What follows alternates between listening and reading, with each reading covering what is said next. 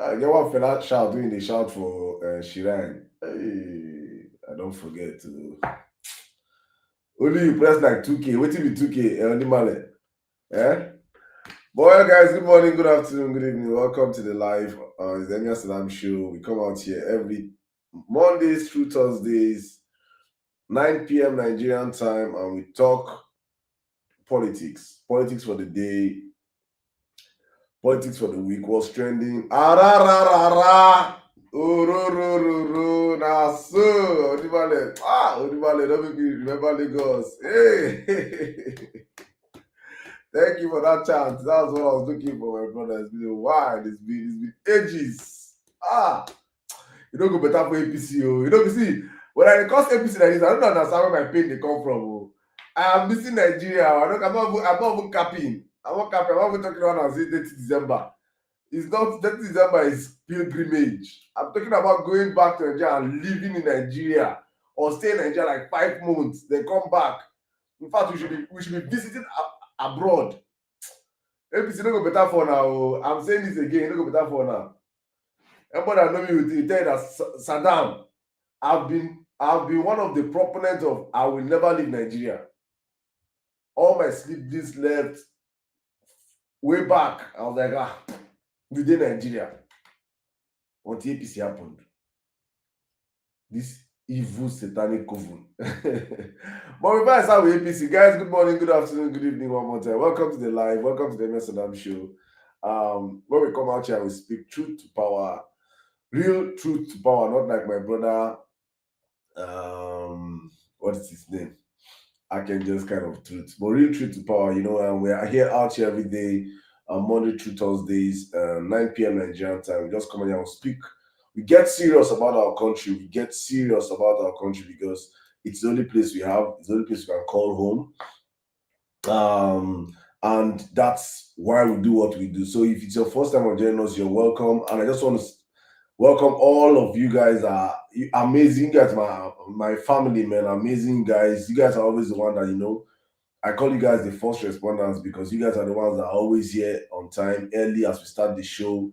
You guys always come out early. Thank you so much, BBC celebration from my heart. Thank you. You guys are always here early, kickstarting this show, putting in the energy, bringing in the likes that requires this because this show that you get amount of likes when they ignite them. If the likes no come, the key no go start. So you guys are the ones that provide the likes that get this show started, and I do not take it for granted. I thank every one of you from the bottom of my heart. I say that the energy when I come out to honestly speaking, I wanted to see them do this show 1 hour later. If you guys see me, I see the sleepy safe, I see the drowsy. Yeah, but I was like, but you guys have given me enough energy to say, okay, let's go. And that's what we're going to do today. So thank you so much. But before we start the show, as I always do, I always indulge every one of us to please let's share the live. Let's take the next few minutes and share the live. I want to see everybody share the live to 10 or more people on your TikTok. Share the live. I'm going to be doing the same thing myself, sharing the live on YouTube, from YouTube. Just if you're all of you watching us from YouTube, also from X, please repost the live. I see you, son of man. Son of man, you're an amazing person. I don't even know who you are, but every time we start this live on X, you're the first person to repost the live. I don't know. Is this my Zos? Is that my Zos? Is that how you spell it now? Or is that that person? Good evening, signify if you the person, if you're my party with that. Hey Zos! My brother, that's my brother, man. Bro. One of the very few Nigerians that I met on social media and I've seen offline. A wonderful person, man. Wonderful brother. Brother, I don't miss you. It's been a while. How far now? Welcome, sir. Welcome. Hopefully, you can request my group to hear your voice on this platform. Thank you so much, everyone, for joining us. Thank you. But guys, I'm trying to share the live right now myself. So please, let's share the live to all our communities, all our groups, Instagram, YouTube, your WhatsApp stories. Just let's repost the live. If you're on X, please repost the live. I'll be doing this announcement more often, more frequent, because we can get more people into the conversation with more shares. and with more people we share the live to. So please, guys, let's take the next few minutes and get more people into the conversation. That's the most important thing for me. Let's get more people into the conversation, because the more people we get, the merrier for us. The more people we get, the more educated, the more education we spread across. The more people that comes in here, the more enlightened, the more there are many people that won't come here with a different perspective to the conversation. But if you're joining us for the first time on this platform, I make sure we it's an open forum for everybody. We do not discriminate here, even though I don't hide my bias or what I lean towards when it comes to my conversations here. But it is open for everybody, irrespective of who you support, who you want to be, who you're standing.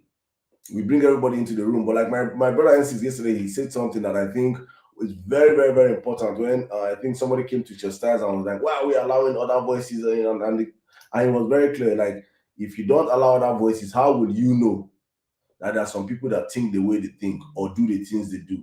It's when you have an open room where everybody comes in and discuss, and you can hear how people think and how people reason and why people do what they say they do.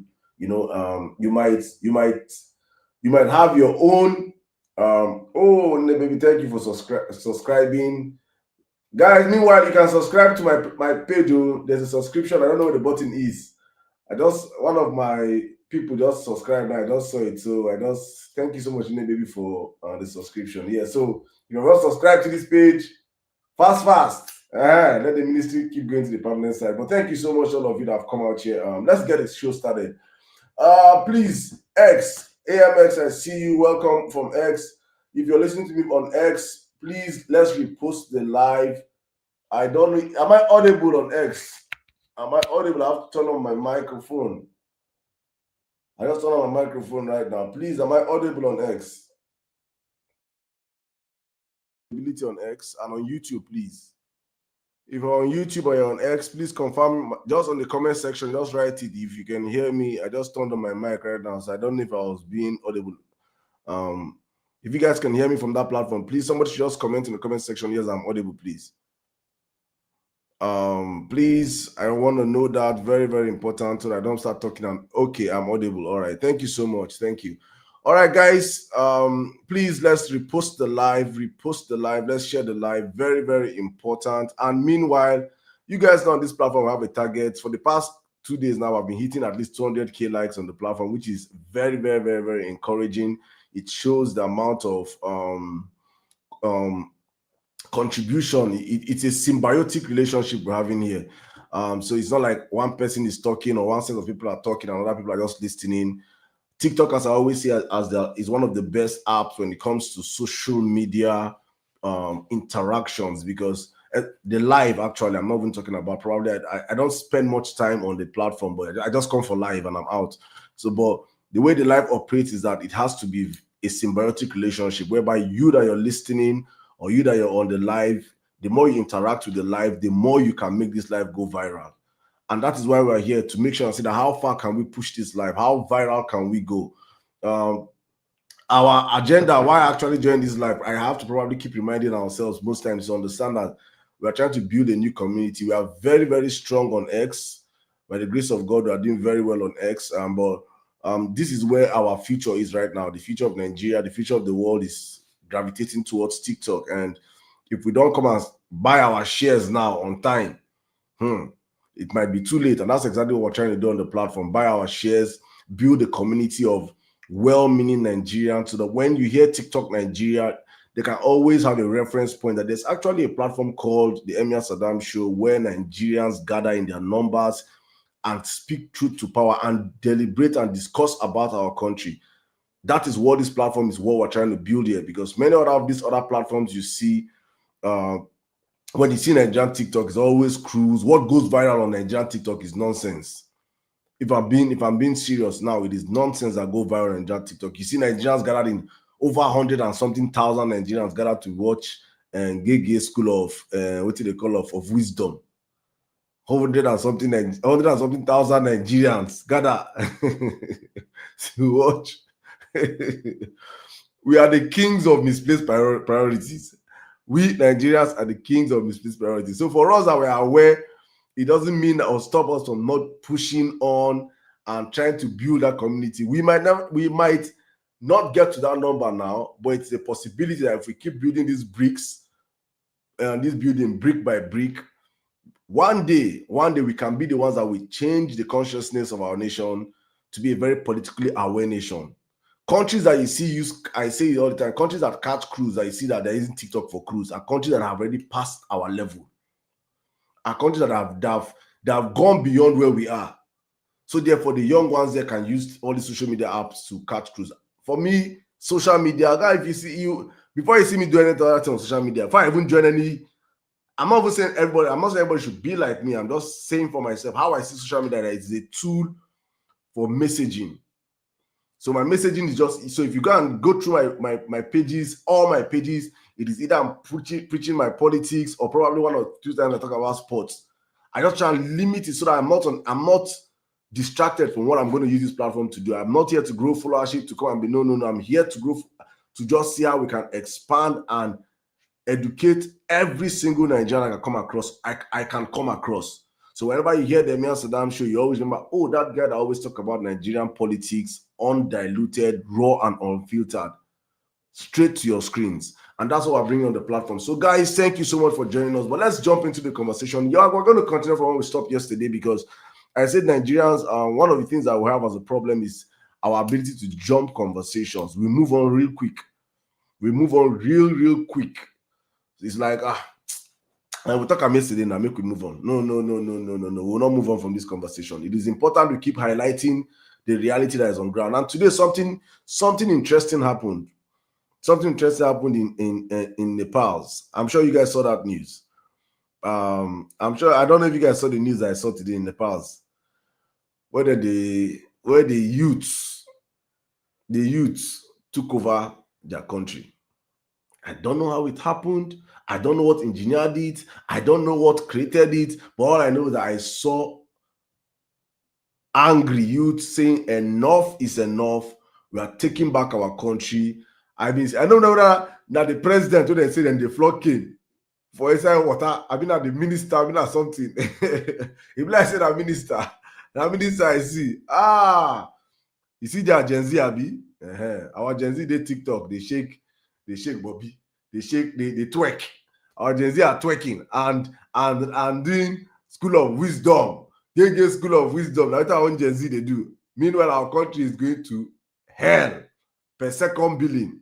Our politicians the claps. Yes.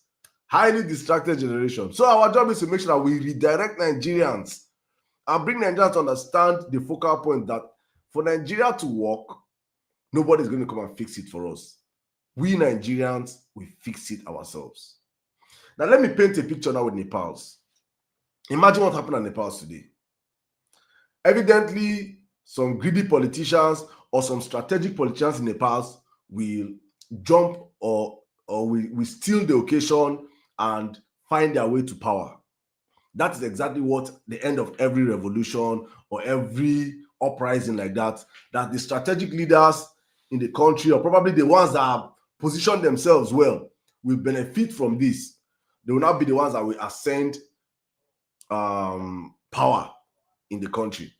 But one message that has been sent today in Nepal is that power belongs to the people. So even if you're strategic, even if you're the one that orchestrated it, even if you're the hands behind the scene, one thing that the Nepal people have shown today is that if you climb up there and we are not satisfied, the same youths that you saw on the street today, probably you were even marching in their front, hailing them, will be the same youths that will also come for you tomorrow. When the people test power, and you see what happened is exactly what I've been screaming on this show for so long, when I kept saying the next elections in Nigeria, the next election cycle in Nigeria has to be a ballot revolution. The next election cycle in Nigeria has to be a ballot revolution. It has to be. Look at Nepal today. I saw that video. Look at that crowd. Look at that crowd. There is power in numbers. There is power in numbers. And me, I have sat back I've tried to analyze. I've done this before, and I keep saying it, so I probably will refresh our memory. I say I've analyzed Nigeria as a country, our problems, our weaknesses, and our strengths. I've come to the conclusion that it will take next to a miracle for an off-cycle revolution to start in Nigeria. It will take next to a miracle for an off-cycle revolution to start in Nigeria. Is it possible? Very possible, but it will be a miracle. That is, something extraordinary has to happen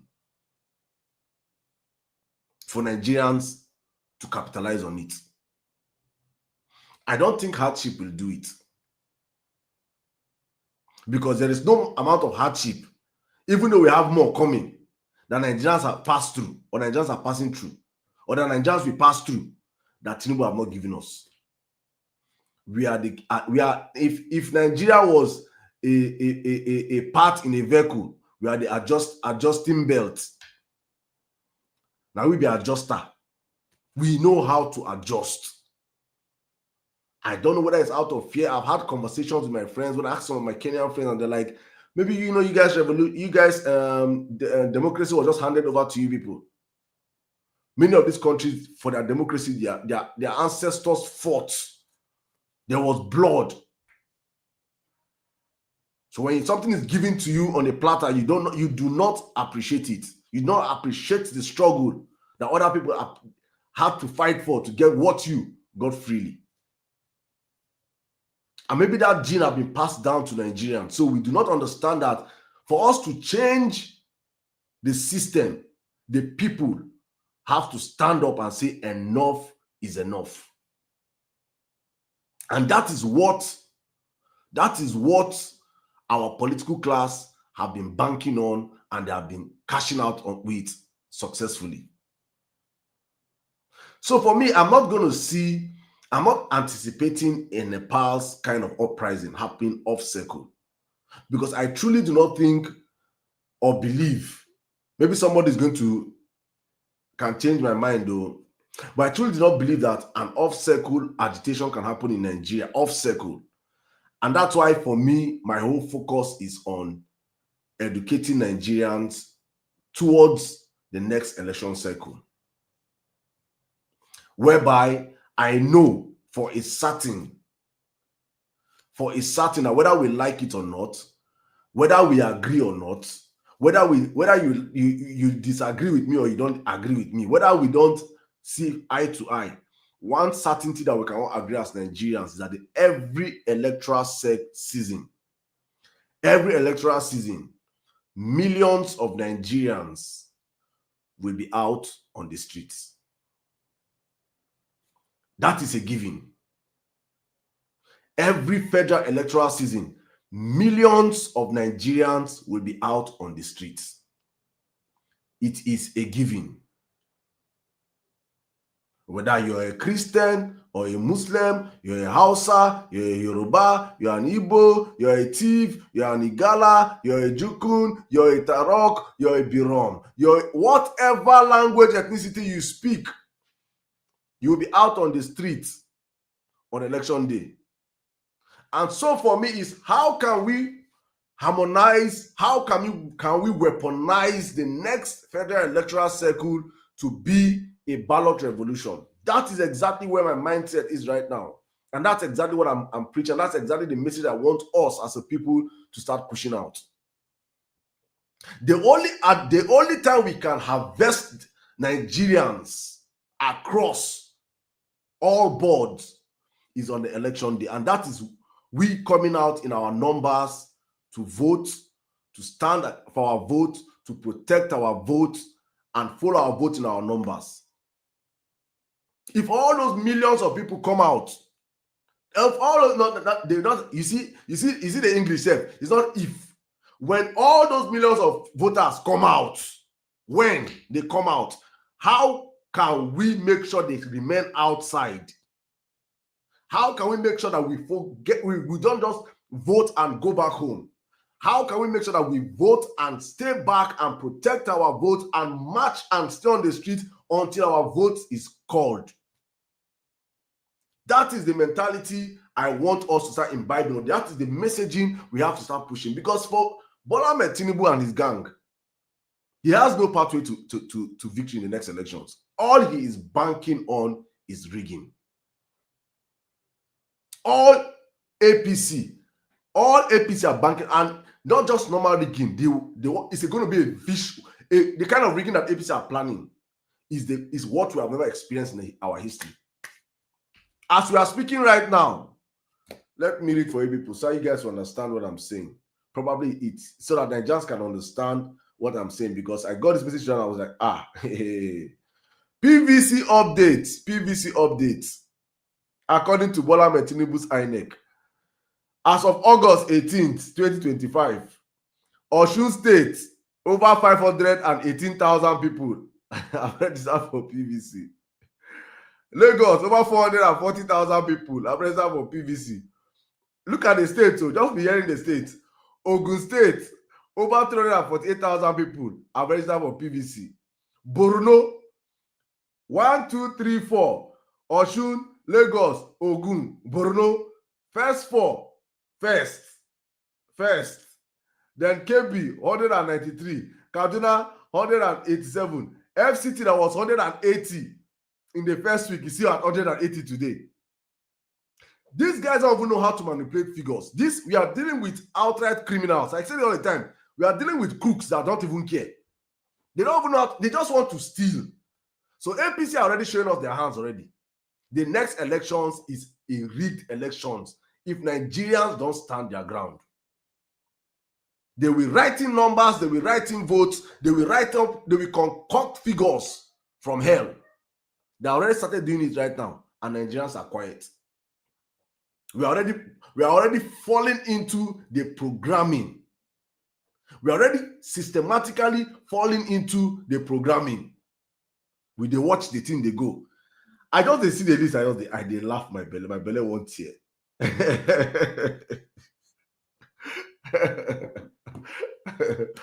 In the midst of all this hardship, Tinubu is owing. Tinubu have seized Osun State local government funds for how many months now? But miraculously, Osun State are rushing to get PVC. My people that are in Lagos, is it the flood? Where are they working at? Where are the 400,000 people going to go and get their PVC from? Arresting for PVC from? This man is concocting figures from the pit of hell that he will use for the next election cycle. And I'm sounding this alarm now for Nigerians so that we don't come out and act like we did not hear or we don't know.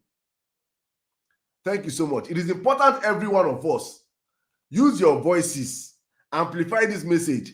Tinubu is committing the greatest fraud ever, and we are allowing it just flow like say nothing they happen. They are then they print. I sure say Archangel go down register like six. The Archangel don't register like 600,000 times. Archangel don't register for Lagos, for Osun, for Ogun, for Kwara, for Akwa Ibom. Only you. I am very, very, very, very, very certain. These guys are fine. That's why they say that they're not going to do. They don't want PVC. No PVC. So that they can just manipulate these figures. So Nigerians have to show the highest amount of resistance. And that's why you can see these people are emboldened. You see when I talk about APC and Tinubu, you see, how can you don't write them? No more PVC. No more PVC. I think I believe probably that is where the uprising will start. Or that is where we have to start agitating for an uprising. The day they will burn any of them to say that no more PVC and pass it to law, that should be the day Nigerian uprising will start. I know a certain people will not want the uprising to happen, but no wahala. My happiness, I've been saying this, that my happiness in my heart of hearts now is knowing that Bola Ahmed Tinubu is now a regional candidate. That is my happiness. that Nigerians can clearly see it. It is bold. He's making bold moves and he's showing it. He's showing a desperation that he is actually a regional candidate. And even a regional candidate, he is a sectional candidate.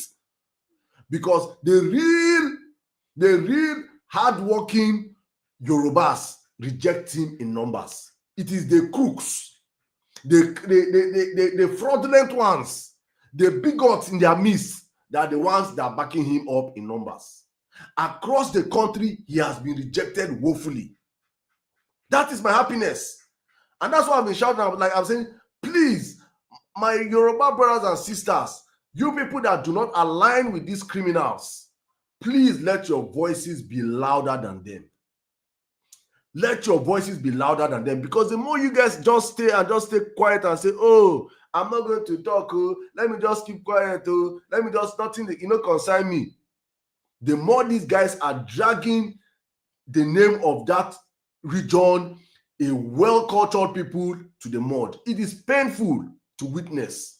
I have a friend of mine that was telling me, someone I respect so much, about how her job and everything was an Igbo lady was got to her by a Yoruba person, and how she was, and due to the way the social engineering, many of us don't even know subconsciously when we begin to believe the lie and feel the lie is truth.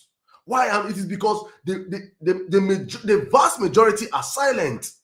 And I'm like, I thank God you've experienced it for yourself to see that I have experienced great Yoruba men. I have lived with them. I have done things with them. Great people that will never for one day. They abhor Bola Ahmed Tinubu more than I do.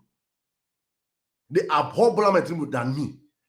And I'm like, if we have many of them on social media, that they have to be loud and audible. Because this man does not represent it. Look at the greatest people that are suffering right now in Nigeria. The state now that is suffering Tinubu's wickedness. Okay, there are two states. Two states are suffering Tinubu's wickedness. Rivers State and Osun State. Osun State and Yoruba State. Osun State and Yoruba State. Tinubu have seized their local government funds for months. For months. Just because he wants to do dancing governor 419. He told dancing governor to come to APC. So dancing governor now wanted to enter APC. They now want dancing governor and say, if you enter APC, when they do primaries for APC party, governor primaries, they will do you boju in the night. They will not put your name. And the moment you're in APC, you leave PDP that is your party, you enter APC. PDP will not give their ticket on that person. Automatically, you will not be on the ballot. What they did to Val Ozibo is what they would have done to dancing senator. Until they expose them and tell them, "Oga, open your eye, oh. Don't leave this one." Then he now said that he's not going to leave. He now announced. That's why he announced and said, in Osun State, we agree that we are going to work for Tinubu in 2027, but for governorship is PDP. He had to come out and say it. They wanted to cut the man leg from behind the scene. The man see, and Tinubu can say, okay, he that salary up to now is not sending it to Osun State. So Osun workers, it is Davido. Davido will finish dancing. What is that his song? Because of English, you after dancing because of English for show, he go carry 20%. 20%. He go send down to him governor. Governor go carry from the 20%. He go pay salary. Tinubu dey chill. Yorubas are the same. No be even man Tinubu be o. Tinubu no sees. He no sees Anambra salary. He no sees Enugu salary. He no sees Abia salary. He no sees Ebonyi salary. Now Osun State, where he claims he come from. So it shows you that Tinubu does not represent anybody but his own selfish ambition. If the Yorubas are going to be unalive for Tinubu to actualize their ambition, he will unalive all the Yorubas. He does not care. He's just a cultural vulture that understands that there are many Yorubas that are sentimental, that have been deceived for decades, that are tribalistic in nature, that have imbibed bigotry in their system. And when I say these things, it's not as if I'm insulting them, it is the truth. It's on social media. Yesterday, I talked about it here. You will see men in their 50s, in their 60s, with white beer, women when they don't pass menopause. Their belly don't swell up like say they swallow 3 cans of three football field for inside their belly. They go there social media, they do bigotry with 20-year-old boy, with 15-year-old boy. They go call space, they'll call life. The body order, everyone does the smell. Everyone does the smell. Like for my phone, I can feel them. You know, it's crazy setup. You will see them. So these ones are not just that they are bigots. They have been bigots all through their lives, to their old age. And they are the ones corrupting the young ones. So there's this set of people, you see them, you know them. And these are the ones that Tinubu have harvested. Some he's paying them, some are willingly doing it because it is their DNA. It is in their DNA to be bigots. And so therefore, many unsuspecting young Yoruba people think it is a Yoruba agenda. Imagine the energy. Imagine the energy, the vitriol, the attacks. Attack dogs, according to Wiki, attack dogs. Imagine the attack dogs have been unleashed just because of the spelling of Owambe on social media. Imagine the amount of energy these guys have burned just to talk about Owambe. Look at show video from Maryland, Lagos. God just opened small, say make I pour small rain down. Woo! Everywhere don't flood. The amount of energy these guys use in this bigotry, they cannot use it to hold the government accountable. The amount of energy these guys spend in doing bigotry, my brother Babati, welcome, sir. The amount of energy these guys use in fighting tribal wars on social media, they cannot use it to hold their leaders accountable. To draw our common. Imagine, I was like thinking, imagine how these people are fighting for the spelling of Owambe is how they are demanding for good governance. That's why they're in their 50s, they're in their 60s. Nigeria never worked because of misplaced priority. Because the energy they're meant to be using to fight for a working Nigeria, they're using it to fight for. Imagine and say that, hi, God. I saw one, he said that he saw somebody with they get a plait of hair. He said that this hairstyle is my tribe's, is my people's hairstyle. No, don't come and steal it. Hey! I say, God go they look Nigerians. God go they look these big guns and say, you know what the people say, devil is there with a shock. If devil see where this Tinubu, but most of it, not all Tinubu, I always give exceptions. I say 95% of Tinubu supporters. I'm not even capping 95%. If Satan they look there, he gonna say, Omo, una too much, una bad pass me. The way these guys are fighting tribal war, the way these guys carry tribalism on their head, the way they are defending Yoruba tribe, it's like somebody wants to come and take Yoruba from them. I'll be like, it's not Yoruba that you will die and live. A culture that has spread across the globe. People that are doing. There's Yoruba. I will say communities. I met in Cuba, in Brazil. People that have never been to Nigeria. This is a tribe that God damn it. I'm wondering, what is happening? What is happening? I now understand. It's actually the tactics of divide and conquer. That is the Tinubu MO. Divide and conquer. And I say this because many Nigerians are naturally, we are not tribalistic. Not all Nigerians are tribalistic in nature, but we know how to defend our own, which is right. Or we get aligned to our own. So probably right now, an Igbo person, if you say something about Igbos, you guys will take do you. Igbos only say Igbos say don't even too worry much. Why? Because they have been victims of the Nigerian system for decades. So there's nothing you tell an Igbo man that we go to push out. But let's say other tribes that people have not tested war, never see how when say they decimate their region, they don't understand. So if you touch their region small, it go pain them. They don't understand that. Me, even if I start opening my life and start insulting Yorubas every day, it doesn't change the fact that Yoruba is a great tribe. It doesn't change the fact of the great achievements many Yorubas have made from decades till today. It doesn't change the fact that more Yorubas will do great things in the future.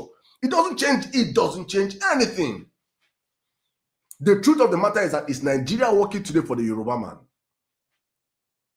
Is Nigeria working today that when we sit back, and I ask, I say, when we sit back and discuss democracy, the return of power to democracy in Nigeria, if I was a Yoruba person, I would be very, very, very humble, because history has a very wicked way of telling stories. Because when you're going to sit back and talk about the return of democracy to Nigeria, Nigeria has spent 26 years in democracy.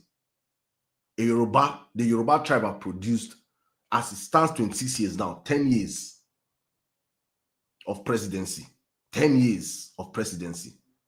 Plus another 8 years of vice presidency. That's in 26 years, Yoruba tribe have been active, being president or vice president for 18 good years. And Nigeria is failing. And Nigeria has not worked. In 26 years, the Yoruba tribe has been actively in the presidency for 18 freaking years, and Nigeria has failed. If I was a Yoruba person, I will not be the one defending Bola Ahmed Tinubu today. I'll be a very vocal critic of the man, so that history will remember me positively.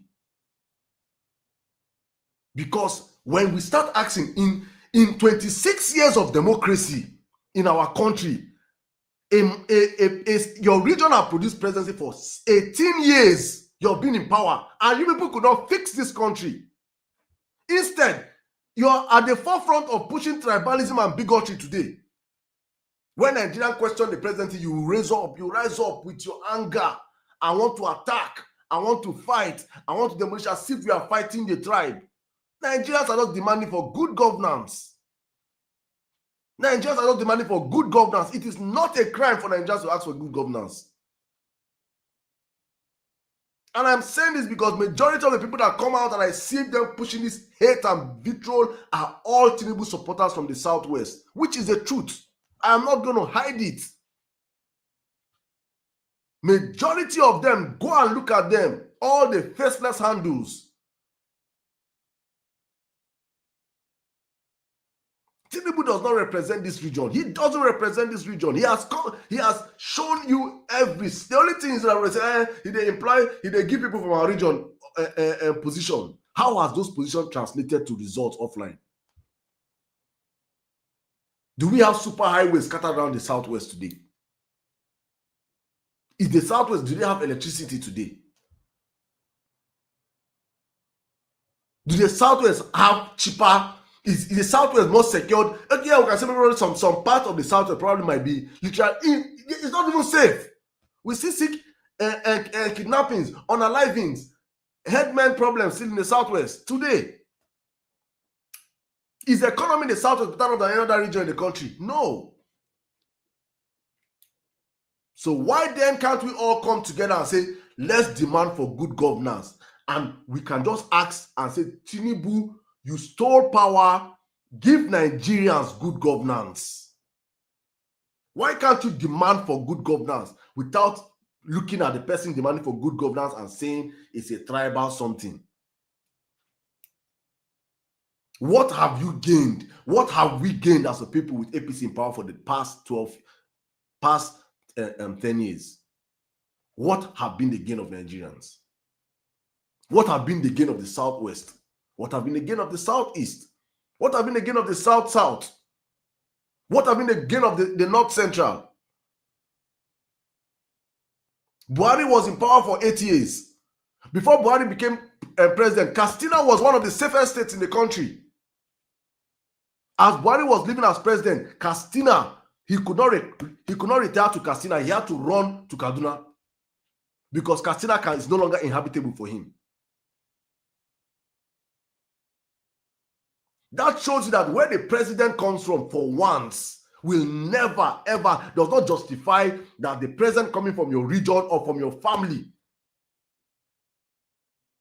will mean that your family is better off than the next man.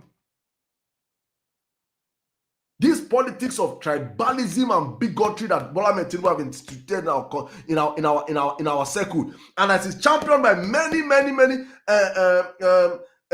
of his supporters, is something that we must address, and we must make them feel so uncomfortable. You know, so many people will reach out to me and say, Sirdam, you talk only Southwest. You talk only Southwest. I will say, what do you want me to talk about?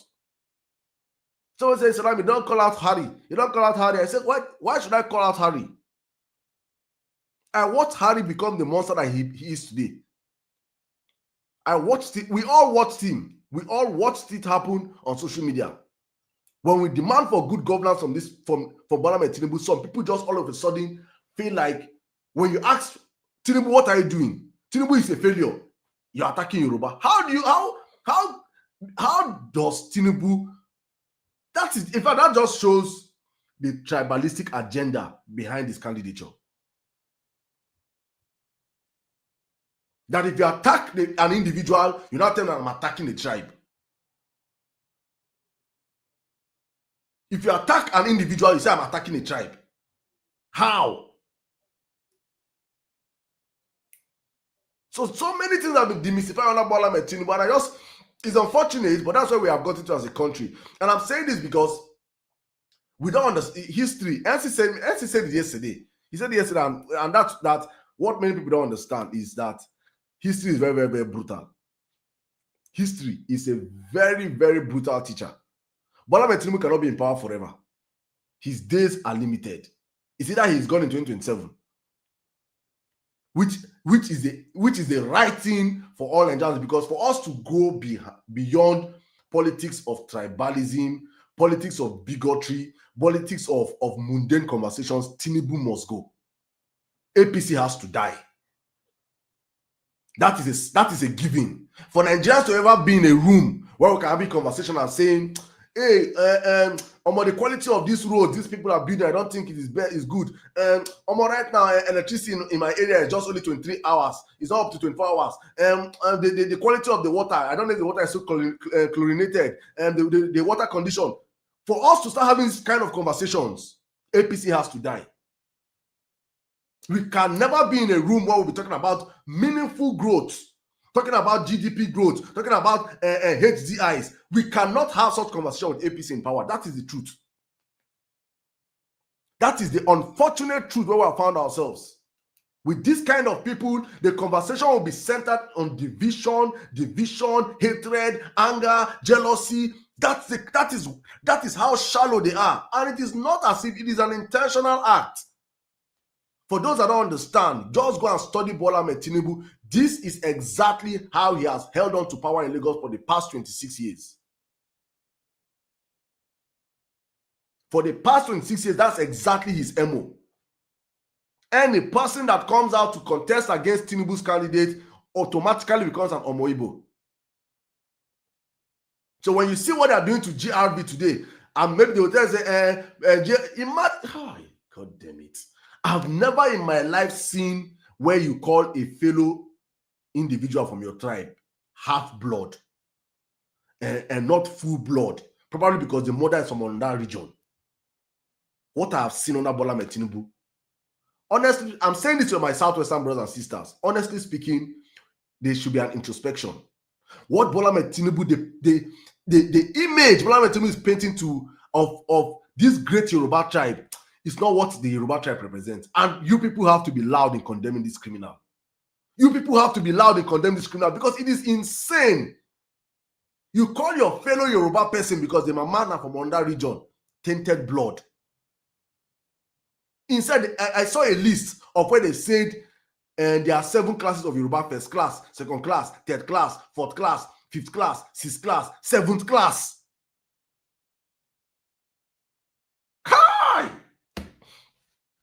Your fellow Yoruba person, your brother, your sister.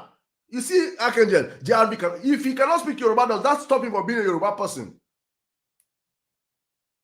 Does that stop him from being a Yoruba person? Is he not a Yoruba man? JRV can trace his lineage to the 1940s. JRV now, JRV, you can trace his family lineage to the 1940s. You cannot trace Tinubu lineage to 1970. Who is Tinubu's father? Who is Tinubu's mother? Archangel, you don't know. Archangel, if they tell you now to stake your life on Tinubu's father and mother now, and if you try it, you go buy this night. If you stake your life and say, I know Tinubu's father and mother, Archangel, this night, with your life, we will not hear about Archangel tomorrow. You cannot stake Tinubu's father, but because Tinubu, now that you don't know his father and his mother, can speak Yoruba. Yoruba that even me, if I go to Lagos now and I say, if I go back to Lagos now and I spend quality time with my guys in the hood, I go begin blow Yoruba. So I have more stake because I can speak Yoruba than a Yoruba blooded individual because I can't speak Yoruba. It is madness. It is madness. And this madness has to stop. It has to stop immediately. It has to stop. You guys have to put a stop to this because you guys don't know how much you guys are denigrating this wonderful, this great tribe that many people grew up. Do you know what? My God. Please, Tinubu is not, I say this, Tinubu is not who you guys or person go day they do bigotry for. Tinubu is not worth it. If I see you doing bigotry for Adesina, even though I understand, I can say so many things about Adesina and his links to the international bodies. The same thing with Ngozi Okonjo-Iweala. But these are distinguished individuals that have made a way for themselves. If you're doing bigotry for Sibanjo, I can understand. I can understand. He's a qualified man. He can go school. You can trace his parentage. You can trace his track record. Not a criminal. Not a criminal. Look at the people that... Hi, APC. Look at the people that APC made in Rivers State over the weekend. Look at the people that APC made House of, local government chairman and councillor and the rest. Did you people see those pictures? Look at the kind of archangel, look at the kind of people APC they give position. Look at their face now go. Their face don't see hell. Their face don't go hell. You go see people say that one if those ones see allocation before allo go come, they don't occasion the whole money. Oh, they don't chop, they don't move everything. If those ones see money by mistake, look at the kind of people APC give power. APC go, if we don't kill that party for Nigeria, we're in trouble because APC will never see any person who get sense. If you get sense, come APC, they go pursue you. If you get sense, come APC, they will pursue you, make you go begin to do social media. Like Archangel. They go tell you, say, go and be a social media tyrant. Like Archangel. You're not good enough to hold position. So you see Archangel when they fight for chairman, Archangel they fight for councillor, be that chairman. You can never get it under APC. You sabi speak English now. You sabi call number. You sabi read. You don't say APC they read. You don't hear Tinubu. They say he go they read. He go read finish. You now go interpret for them. APC candidates are people that they give a speech. When they are finished giving their speeches, their supporters will now come and interpret it. Like Monday D7. Thank you very much, Monday D7. They go, when you read finish, the interpreter, they get 3 interpreters. The ones who they use sign language to interpret for the deaf and dumb. And then that deaf and dumb interpreter still get person who go to interpret what the deaf and dumb they interpret. Then they can't get also go interpret the English when we hear. It's a party of donkeys. It is intentional. Don't think that these people are intentional in what they are doing. I can tell you will never be a governor under APC. Solomon will be a governor before an archangel ever be a governor. That is the reality of the party you guys are supporting. A party that elevates the dregs of the society. and make sure you people that are meant to be, that people are meant to occupy those positions, people are pushed to the background. That's the party you guys are in. It's unfortunate, but that's the truth. And as I just wrap up on my submission on what is happening in Lagos today and the bigotry happening in Nigeria, I have said that there's an Igbo adage that says you cannot learn left hand at an old age. So whatever you see Bola Ahmed Tinubu doing national today is what he has been doing regionally in the Southwest and in Lagos. In Lagos, most especially. So you see this bigotry that you're seeing today. Go back and trace all the people that have come out to contest under APC in the past. Jimmy Abaje's brother is the one that owns Shegun, that owns GT Bank. Jimmy no get one Igbo blood. Jimmy no get one Benin blood. Jimmy is a core Lagosian. He's a core Lagosian. As Jimmy come up to contest, you know the name when Tinubu give him? Tinubu give him name Jimmy Chuku for governor. Omo Igbo. Automatically, remember when I started my submission with, there's actually this set of our brothers and sisters in the Southwest that for decades have been programmed to be bigots. Not all of them, but there's this set of them. So when they hear Omo Igbo, and also this is coming from the civil war that we have had in the past. I'm not going to come out here and act and pretend like we don't have a shaky foundation in our country. We have not had fundamentals. We have had all these things. That is the truth. So yes, there have been this suspicion of also with the politics that happened with Awolowo and Zeke, the NCNC party, and those times, they had their own this thing also. So this Ronu stuff has been underground, but Bola Ahmed Tinubu came in and amplified it and made sure that any candidate that he does not like, he will put him on Omo Igbo and say Omo Igbo wants to come and take over Lagos. And as I said yesterday, I said, Yorubas have been fighting different wars in the history of Yoruba. There are wars Yorubas have fought. They have fought the Dahomey Empire. They have fought the Fulani Empire. They have fought so many wars. The Yorubas have never fought any war with the Igbos in their history.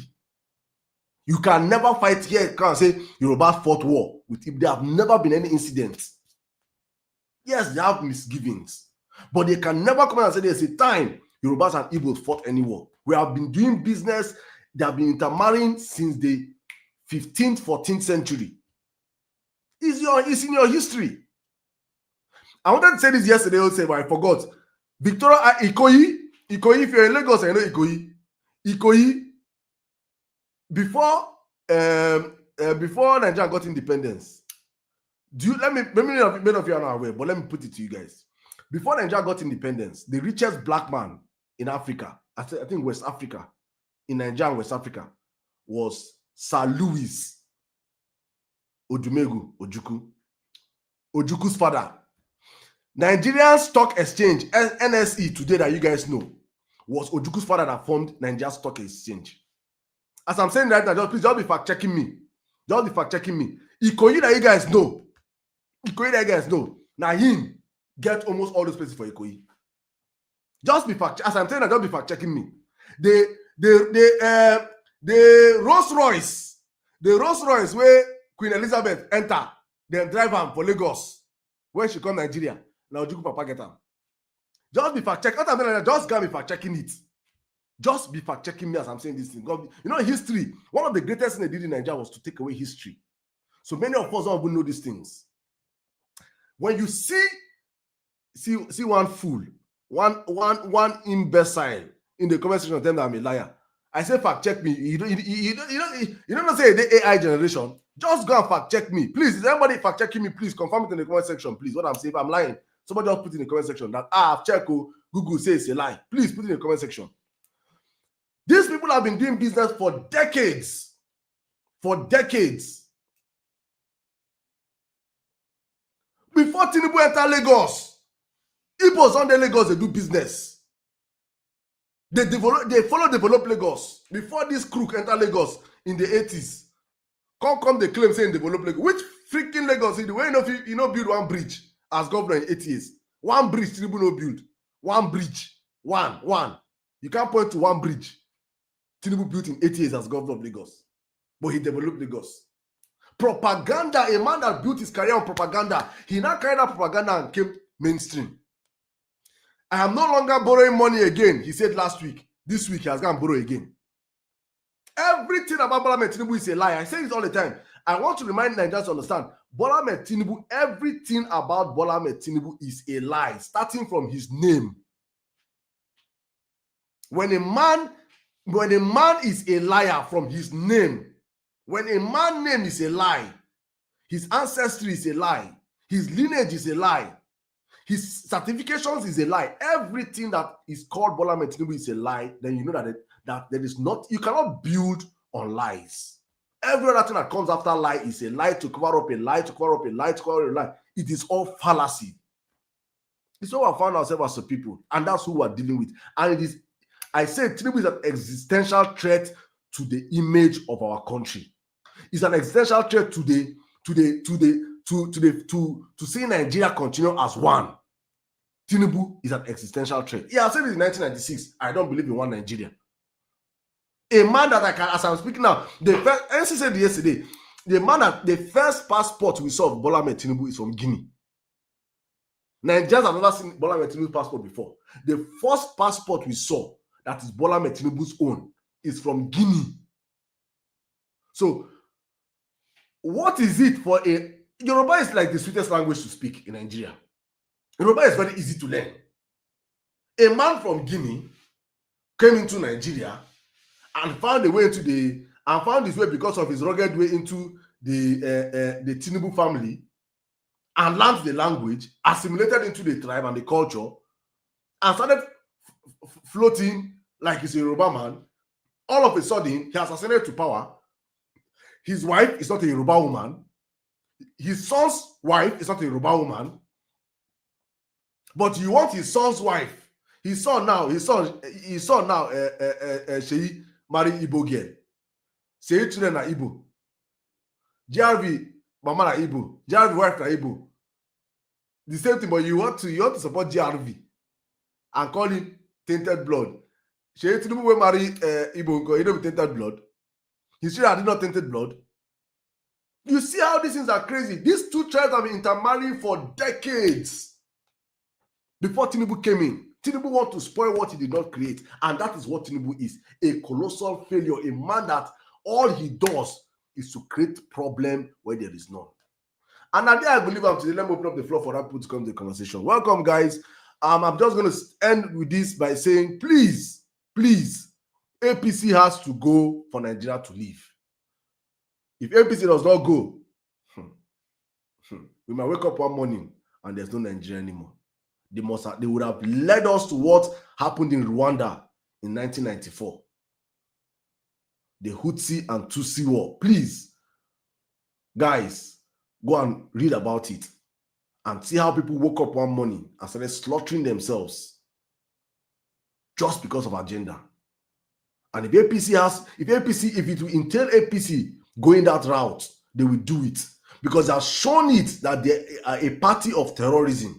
They unleashed mayhem over the weekend in Lagos, where JRV came out to declare that he's no longer in Labour Party, now ADC. They sent their terrorists to the ground to dismantle it and beat up people. And we're not even in campaign season. Now there we see ourselves. Welcome to the show, guys. Please, thank you so much. Over 100,000 likes already, guys. That means we're going to go to over 200,000 today, guys. Everyone, please don't stop. Now let me bring in one of the few that I say one of the few exceptions to the APC. I always for some people, I say as an exception, my guy. So, but it's one of the few exceptions in my opinion. Archangel, are you a terrorist? First, let's start from there. Because APC have been Archangel, wait now. I want to Archangel, wait before I say opportunity. Wait.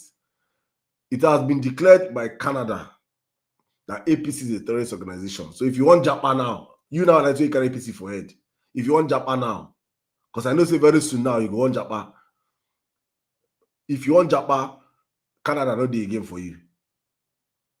America self, they don't say that go produce in a social media handle. And once Canada don't declare a group terrorists, America go begin highlight now for red lights. So you know say, thank you so much. You know say your idea there. Please, Archangel, I want to hear your opinion about the terrorism act of terrorism that happened over the weekend in Lagos. All right, thank you very much. First of all, I have to greet you. Thank you very much for giving me this great opportunity because I won't take it for granted for being on your live this wonderful Tuesday evening. Well, you spoke a lot, and a lot. I don't think if I even have time to dissect through most of them. But I will start with this. I give kudos to the Ojukwu father. That's Sir Louis Philip Odumegwu Ojukwu. According to what you said, he's the richest man in Nigeria before the Civil War. Okay, before the Civil War, and when they I said before independence. In today's when you check his net worth in today's economy is $4 billion, which Dangote has surpassed enormously. But we still give him his credence. What he did exceedingly great. Nobody's disputing the fact. Just like he had a son that is so useless that could have increased the empire, but instead he destroyed the whole country and rendered the family, take them to zero today. Nobody even know who the Ojukwu family is. You know, it's a disaster that he has a son that scattered the whole thing for him. I know in his grave won't be happy, but let's leave that one aside. Now, you talk about Canada, whatsoever, that judge that doesn't know what he's doing. But by the way, we hear some interpretation that that's not what the judge said. People are misinterpreting what he said, but I didn't even want to talk about it because a judge in Canada, just a judge in Canada is deciding for a political party in Nigeria to say I don't buy those type of non-sayers because it doesn't hold weight. If there's nothing he will do, who cares what he thinks? Who cares what a colonial master? Now, look at Sir Edema show, people who are talking about colonialism, that the white did us back, and you are jubilating, gallivanting in drunkenness, that a colonial master is denigrating your party as it does, and you're happy. Why are you so loving colonial master? I don't know why. Why are you people like this? People destroy us. You claim the West destroys, but now you are glorifying them. We are supporting. Is Tinubu not going to beg them money and borrow money from them? No, but let me quickly move forward. We need the money because they took from us. We must collect back. It's simple like that. Now, but by the way, let me now go to this. Let me go to this. What Tinubu said in Brazil. He said we are no longer borrowing money from our local banks. Local banks in Nigeria, we are no longer taking loan from there. Why? Because we need to take the money from the colonial masters. They destroy us. Let's keep taking out their money into Nigeria. That is the mentality of a president who must take back from the colonial masters. We must take those money back into our country. That's why I said loan is good. Let's keep taking it. So far as Western money, let's pack it back. Let's use it to develop ourselves. Because they took from us. The West destroy us. And we are here saying we should not take back. In any little means we can take money back from the West, we must take it. We must. If we pay back, we take larger loan. Tinubu is too smart for these Western people. We must take this money to develop. Highly important. But that being said, I think I have limited time. Let me quickly address some of the things you said here that perplexed me to some extent. I don't know what happened while we are going towards Yoruba-phobicism. Why will you talk about Yoruba people like this? When the Northerners were in power, nobody talked about, Northerners do this, Northerners that. Why is it that because Tinubu is in power, we now lambast a whole ethnicity? People cannot defend their culture in peace? What happened to the Yoruba culture? What happened to the Yoruba food? What happened to the Yoruba heritage? People want to defend their land. You said it's wrong. Why? Defend their land from what? Tinubu, this president. Defend their land from what, Archangel?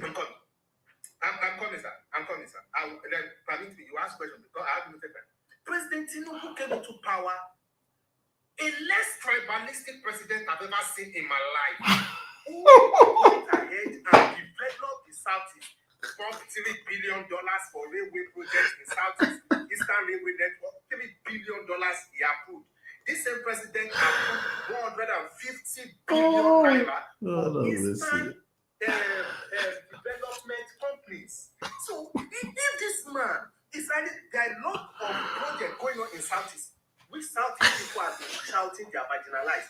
But we saw a president who is doing something for the Southeast, give them Southeast Development Commission, pump money into it, and you are still saying this man is tribalistic. If that's what tribalistic means, I think I have to go back and learn what tribalism means.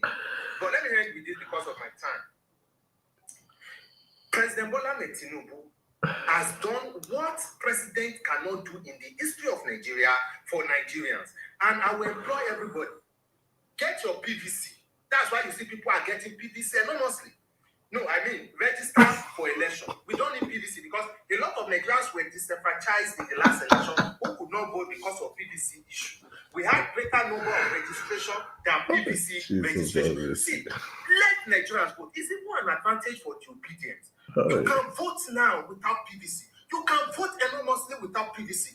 All you need to do is register to vote and go and vote. Election integrity. President Tinubu believes in election simplicity. President Tinubu believes in election integrity. He said, let Nigerians vote. Every votable Nigerians will vote in this election. So that people will say they were disenfranchised. Wait. Wait. I want invite to go. Wait. I want invite to go violence peace on Thursday, I beg. I want we go come.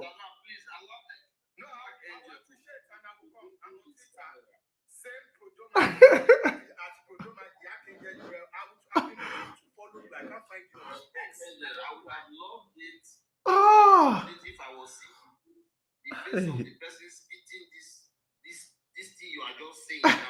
Someone on YouTube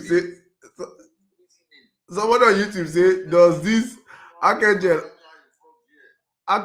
Anna just say on YouTube say, does this Archangel truly believe all these things he's saying?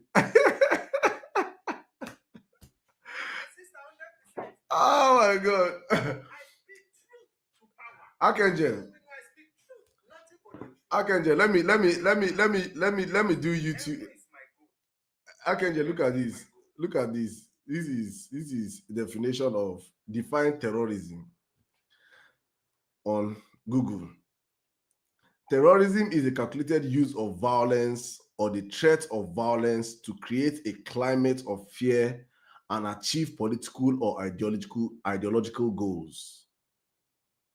Let me repeat it again. Terrorism is a calculated use of violence or the threat of violence to create a climate of fear and achieve political or ideological goals. This is truth to power. This is what terrorism is. Over the weekend, APC member, Archangel, were you there? Were you among them? Please, I want to know first. Were you on the ground among the people that were sent to cause that mayhem and create violence inside a church just to stop the declaration of GRV moving from Labour Party to ADC? Were you in that crowd? Please let me know. All right, thank you very much, the Sirdam show, for asking me this impressive question. Now, to answer you, I wasn't there. And when okay, wait. That is one. You weren't there. Was that an act of terrorism or not? Yes or no? Thank you very much.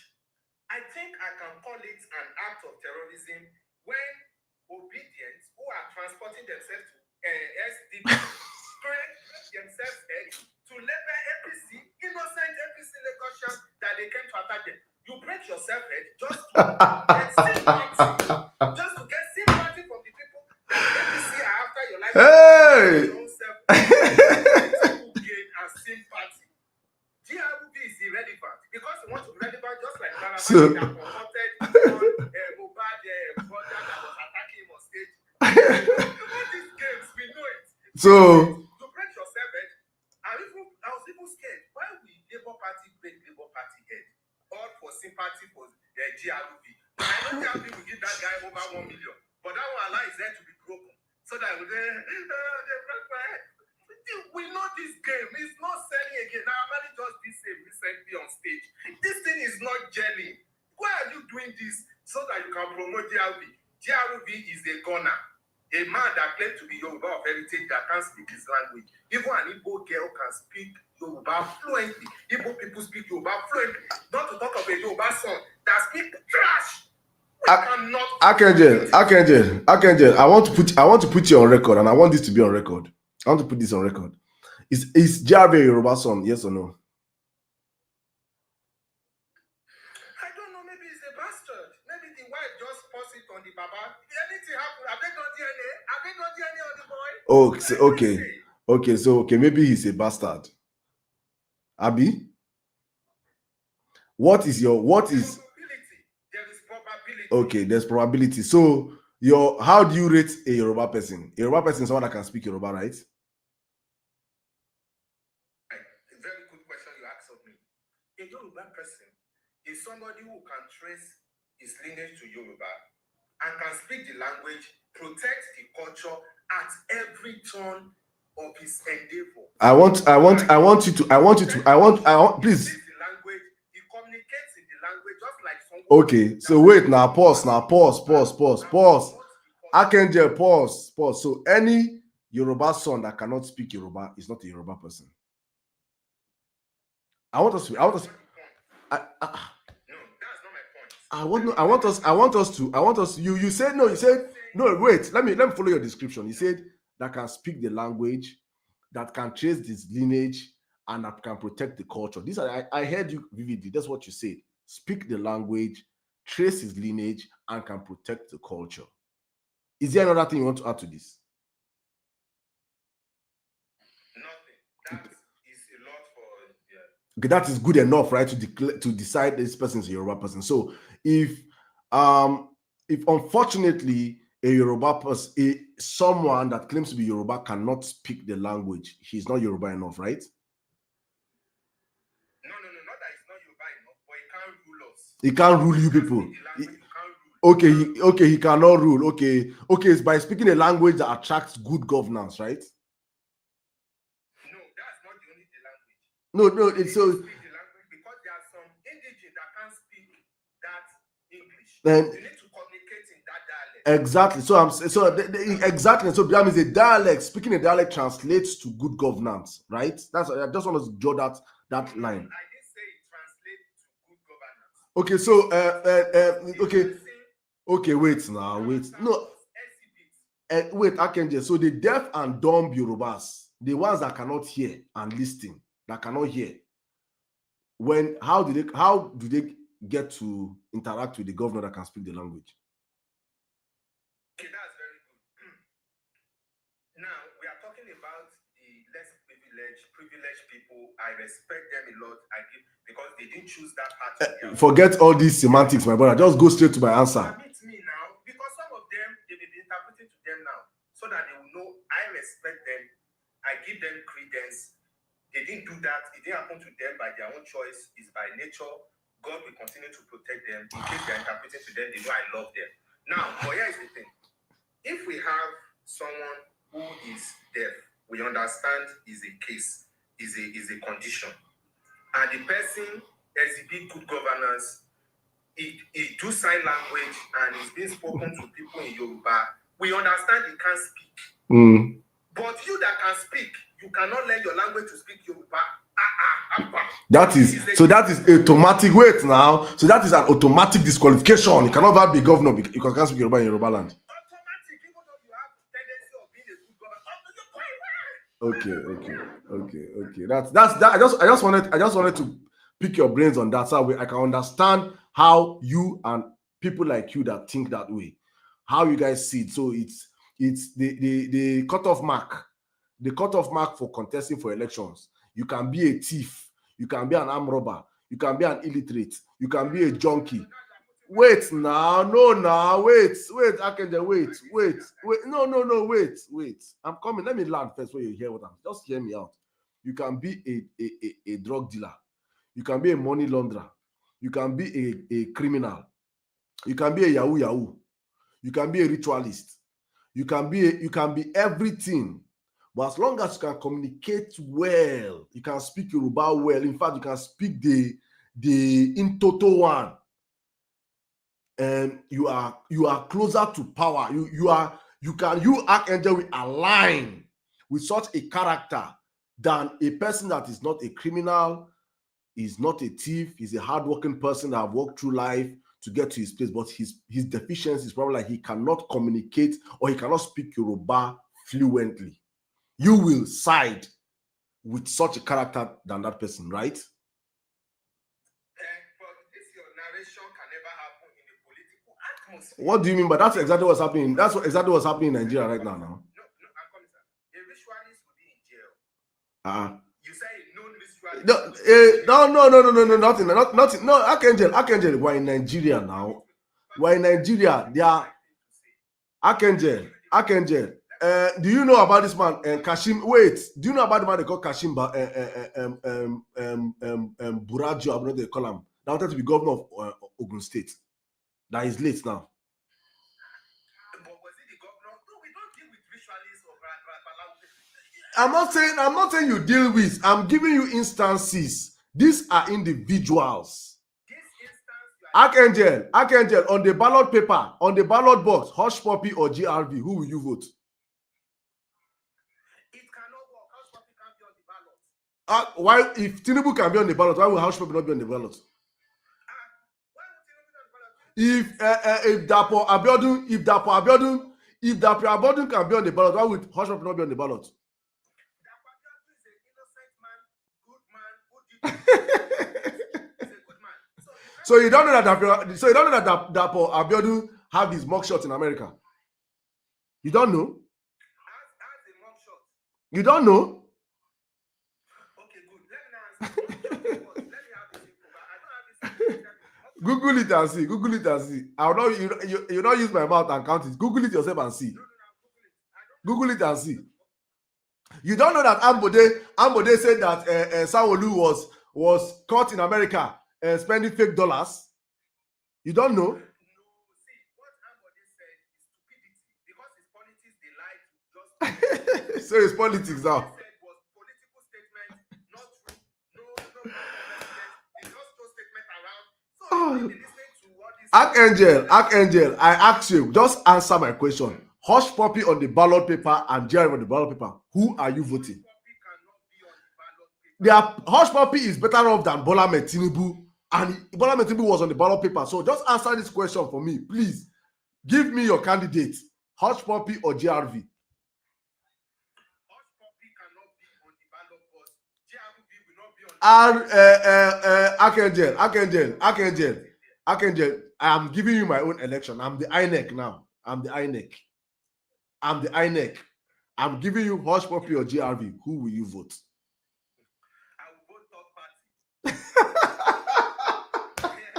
true. I will vote third party. Okay, no problem. I don't do my brother. I don't do. Let me say this so that others can speak. Now, what I'm saying is, in election, if you are a ritualist and whatsoever, you should not even contest. Oh, good. What I'm saying is, good governance doesn't have to do with your ability to speak the Yoruba language. Good. What I'm saying is, to be a governor, you have the skill, you have the capability, you are good, you are gumptions, you know governance better, and you have another candidate who knows governance better, but one of them can speak the dialect Yoruba fluently, and the other one can't speak it. That one that can speak it is useless to the culture, should not go near position of power, because he cannot communicate with market women that can't speak English, he cannot communicate to people in the community that doesn't understand English, which is bad. They have to be interpreting, and you call yourself a person of that culture, just like one in the Igbo race too. You can't speak Igbo, you want to be governor. They will vote you. Or you are in the north, you can't speak or you can't speak Hausa, you want to be governor. They will vote you out, because how will you communicate to the Alumajis? How will you communicate to those ones that didn't go to school? It's as simple as that. There is no two way. Let them give us another Rose Bible that can speak Yoruba. Yoruba language. Akeje, thank you. But let me just make this. Very much, Honorable. Thank you, my brother. Thank you. Well, let me just make this clear. Before I move. Can you text your ex handle so that I come to that? My ex handle is Emir Sirdam. Just Emir. See my spelling here. Emir Sirdam. That's my ex handle. Emir Sirdam. Yeah. I will come. No problem. I'll invite you this Thursday. You're my special guest. I will bring you people one every Thursday. But thank you, my brother. Thank you. Let's move on. Zos fell off and came back on. Well, let me come to Zos. Masapi, I'll come to you after Zos, my brother. It's been an interesting conversation so far. You've heard everything that's been exchanged here between me and my. I'm really, really amazed. I've known Akenjo for a while here. But I'm really, really amazed today. I've seen the connection. I've seen why he really supports Tinubu. It became very clear to me today because when he said that Tinubu is getting the money back from the white men that collected money from us, bro, I just quenched. I said my intellectual level could not take that level of shallowness. You are telling me you are borrowing money from somebody that you will pay with interest. Then you are telling me you are taking what they took from you. Then he didn't take the money from Britain. He's taking it from countries that never colonized Nigeria. And somebody is seated here telling me that somebody is going to take a loan from somebody. You are collecting what the person took from you. It's really, really amazing. Sometimes you expect people to reason low, but there's a bar. When you reason below that bar, it's disappointing. It's really, really disappointing. Yahoo boys went to steal money from people. They claim that they are collecting the money those people collected from their forefathers. You now went to borrow. You are claiming that you are collecting the money those people collected from you. So, first of all, which people collected money from Nigeria? We need to solve that equation first. When we now solve the equation of the people who collected money from Nigeria, then the next question is how much did they collect from Nigeria? Did they take it as a loan or they took the money away? Then are you recovering the loan they took from Nigeria, or you are recovering the fund they stole from Nigeria, or you are going out to borrow? When you solve this thing, you might discover that anybody saying otherwise is speaking foolishness. I have discovered that in this world we live in, only wise people love a compliment. People who are not wise, they don't like compliment. Because when somebody speaks intelligently, when somebody speaks wisdom, and you compliment the person by saying, man, you spoke wisdom, the person will accept it. But when somebody speaks unintelligently, when somebody speaks foolishness, and then you now compliment the person, man, you just spoke foolishness, they'll be angry. But how else do you expect us to, if this was an exam, do you think we pass? That you went to write an exam, and you said this thing you said now. If they pass you, won't you be amazed that the lecturer doesn't know what he is doing? And then when we look at the policies of Bola Ahmed Tinubu, and we now see people supporting the policy, now I'm beginning to understand better why they really support some of these policies. People just do psychophancy. And then now you are explaining to me that a Yoruba man is not a Yoruba man, or maybe he's a bastard. Except you want to dismiss the existence of GROV. Except you just want to tell us that GROV doesn't exist. But you see, these are things that pull Nigeria backward. Nigeria is a country that is so divided along tribal line, divided along foolishness, divided along religion, and all sorts you can think of. How can listen? Who is a Nigerian? A lot of Nigerians don't even know who a Nigerian is. Because when it comes to things that have to do with party, party affiliation and the rest, you don't see people deviating from normal reasoning. And then they begin to paint it. Come on. How can you tell me that even the Constitution of Nigeria will tell you if one of your parents are Nigerians, automatically you are a Nigerian? Then when you now come to Nigeria, locally they will tell you it is where your father comes from. That is where you are from. Then somebody's father is a Yoruba man. You are telling me you don't know that the man is a Yoruba man just for political reasons. What a shame. What a shame. He is not okay now. Do you even rule a state by speaking your local language? I'm from Edo State, I'm an Isha man. I don't speak that Isha language. I don't speak it. Does that make me not to be an Isha? You cannot be a governor. You cannot be a governor. You cannot be a governor with that. I didn't grow in a place where the language is spoken. So I can understand a little. But I don't speak it. You see, I can just say you cannot be a governor. If that is what governorship is about, then they can take the governorship and drink it as a cup of tea. It's crazy. The law we have something to. This is the same thing that a lot of black men are doing today, that's making black people to go backward. I swear. Oh, we developed America. Oh, I'm not the farm machine. We're going to farm. You say remove Africa from the world. The world will not work. Even the internet where we are talking trash. Africans did not bring about the internet. Can you show me the Igbo man that brought about this space we are on? Can you show me the Yoruba man that brought Facebook? Can you show me the Hausa man that made the wristwatch? Can you show me the Yoruba man that made the car? Innocent is producing cars. Does he make engine? They import things and then they assemble it, and somebody is losing the shoelace or something. A lot of people just come out to just post on nothing, no foundation, nothing. The black man is still a problem to himself. People can leave Nigeria as adults and go to the UK and then become citizens and then run for office. They get in there. Why won't the country move forward? When in Nigeria, you are even born in Nigeria and you are displaced. Somebody wants to rule, they are talking about that and speaking Yoruba. So is Yoruba what they are using? Is that what they are using to run Lagos? Do they run Lagos or Yoruba? Do they speak Yoruba do they broadcast with Yoruba in Lagos? When they are reading news, they just started reading Yoruba. Oh, you people forget they suppress our ancestors, and we are using their language to explain that they suppress our ancestors. Why don't just go back and begin to speak your language, to use your language, that one, your ancestors' own, use and explain, say we go destroy our culture. Then they send them away. Speak your language. When we go back to that language, Nigerians will not even understand themselves. They don't understand each other.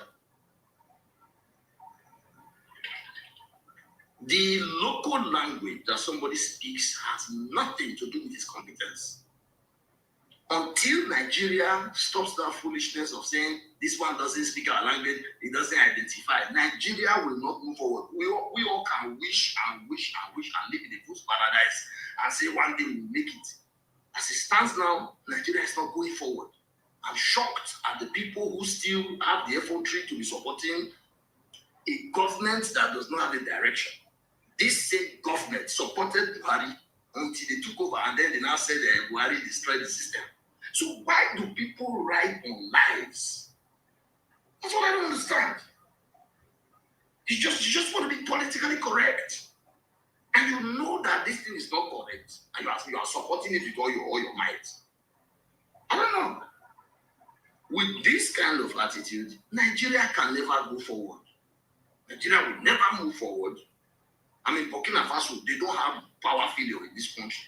A country that has power failure like Nigeria, a big embarrassment. People are still supporting nonsense. Sometimes it gets me. See, the energy that I'm using to speak against the ills in Nigeria is because of the pain that I see.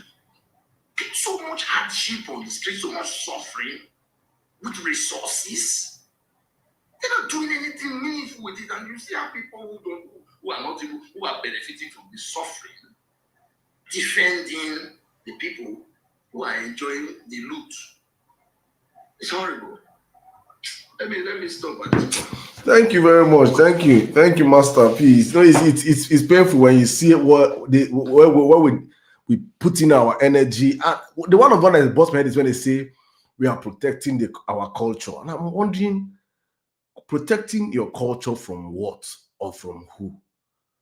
Or honestly, I can't. I'll say I'd like to come back later to it. I want you probably to explain to me what about your culture you're protecting. What is that thing in there that who wants to take it? I really want to. Honestly speaking, and this from a place of knowledge, I just really want to know what about the culture is being protected, and that this energy you guys use in trying to defend your so-called culture, as the case may be, why people are not using this energy to ask for good governance. Lagos today now, just small than way fall. I been there yesterday. Lagos on the underwater. But an architect that studied at the highest of institutions, MIT, Massachusetts Institute of Technology, the height of it, these are top schools in the world, is coming out to tell people that I have a pathway to God, to transform Lagos and take Lagos out of the shackles of one man that have kept people in slavery for 26 years. That Lagos, a state that has been built on water, you need to pour sand on top water to get land in Lagos to build. Lagos does not have pipe-borne water today. Any small rain, everywhere don't flood for Lagos. Poor drainage systems. A man comes out and identify this problem and say, let us move out from a monarchical system whereby one man dictates who will be the next governor of Lagos. For the past 26 years, Lagos is a cosmopolitan state. One man should not decide the fate of Lagosians. Lagos should be look at what people are celebrating after 26 years. How many kilometers of blue rail? Go and look at Ethiopia. Ethiopia did their own in 2 or 3 years. Tanzania, the same thing. Longer ones, cheaper. 10 times more cheaper than what they gave people in Lagos. And they're only fast speed. It is incredible. And somebody is identifying this problem and saying, let's talk about these issues. But no. Our focus is on protecting the culture, not on how can we move this economy to be a viable economy. We have to elevate the conversations. And that is why, for me, I'm very brutal with my wordings when I speak about APC, that APC has to go. Because if APC remains in power, we will never elevate our conversation beyond tribe and religion. We will never, because any moment you want to talk about serious conversations, some set of people will come and drag us down to the gutter of divisive conversations, tribe, religion, and yes, and when you do that, automatically the politicians are winning. And that's where it ends. But I'm bringing my brother Zos. Zos, welcome to the live. Good evening. It's been a while. Wembley, Nigeria. I see you on YouTube. I see all of you guys on YouTube. Please, guys, before you come in, please, thank you so much, guys. Please, if you're on X, I want to see everybody reposting the live right now. If you're on YouTube, please, let's share the live. TikTok, let's share the live. And you guys know we have already hit our target, but we have to get to 200K likes today, guys. Everybody, please, let's keep the power tapping going on. I'm going to read as many. Archangel, you lead trigger people for comment section.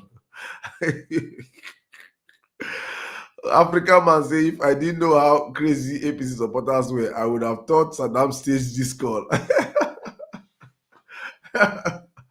I didn't stage it to Archangel, my guy. They give me premium content. But that's what we'll do over here. What's up, my brother? Welcome to the live. Good evening. How are you doing today? Emir Sirdam, good evening, my brother.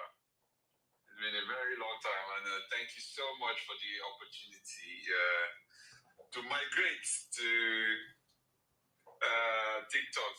I mean, you've done an amazing job from X, formerly known as Twitter, and now here I can see the glory of the Lord upon your life. Thank you all for this great opportunity to speak to Nigerians all across the world. It's a huge, huge, huge opportunity, and I'm always grateful.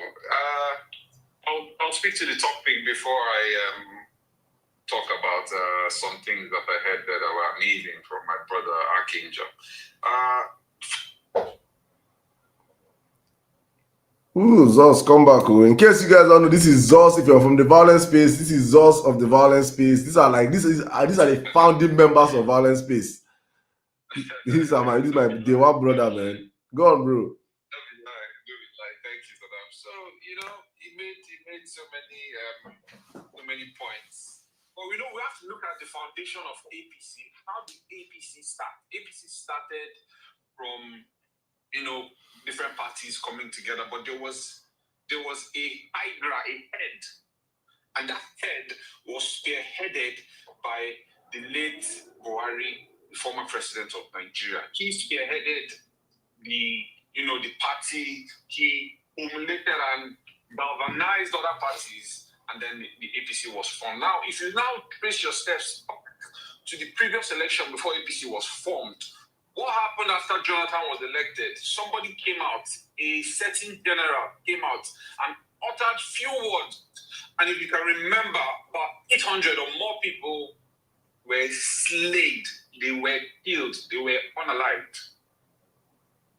And that person was Buhari. So Buhari, who is the father of APC, as people would like to call him, was, a champion for setting APC up and setting people up for unaliving, which, speaks to the fact that we all know now that APC is a terrorist organization because their roots have been, based on terrorizing people. And terrorism is not only, like Saddam has explained, it's not only carrying gun and shouting. It is even threatening people. Okay, even to threaten somebody, then you become a terrorist. And that's what APC has been doing. Look at, we can sit here and start recounting all the things they have done, and we won't leave this space, we won't leave this live until next week. Is it from ballot snatching? Is it from intimidation? Is it from unaliving people? That is the strategy that these guys have been using all along. And that is what works for them. And they have capitalized on this to metamorphose, their strategy from not just intimidating, not just ballot snatching. Now they are going around disenfranchising people. They are going around, they are emboldened. They've been emboldened to do whatever they want to do, to rewrite results as much as they want, and threatening you and, making mockery of Nigerians and telling us to go to court. In my opinion, that is terrorism. And I apologize to Nigerians. I apologize sincerely to Nigerians who, it's no fault of theirs, Saddam, if I'm being honest. It's no fault of Nigerians.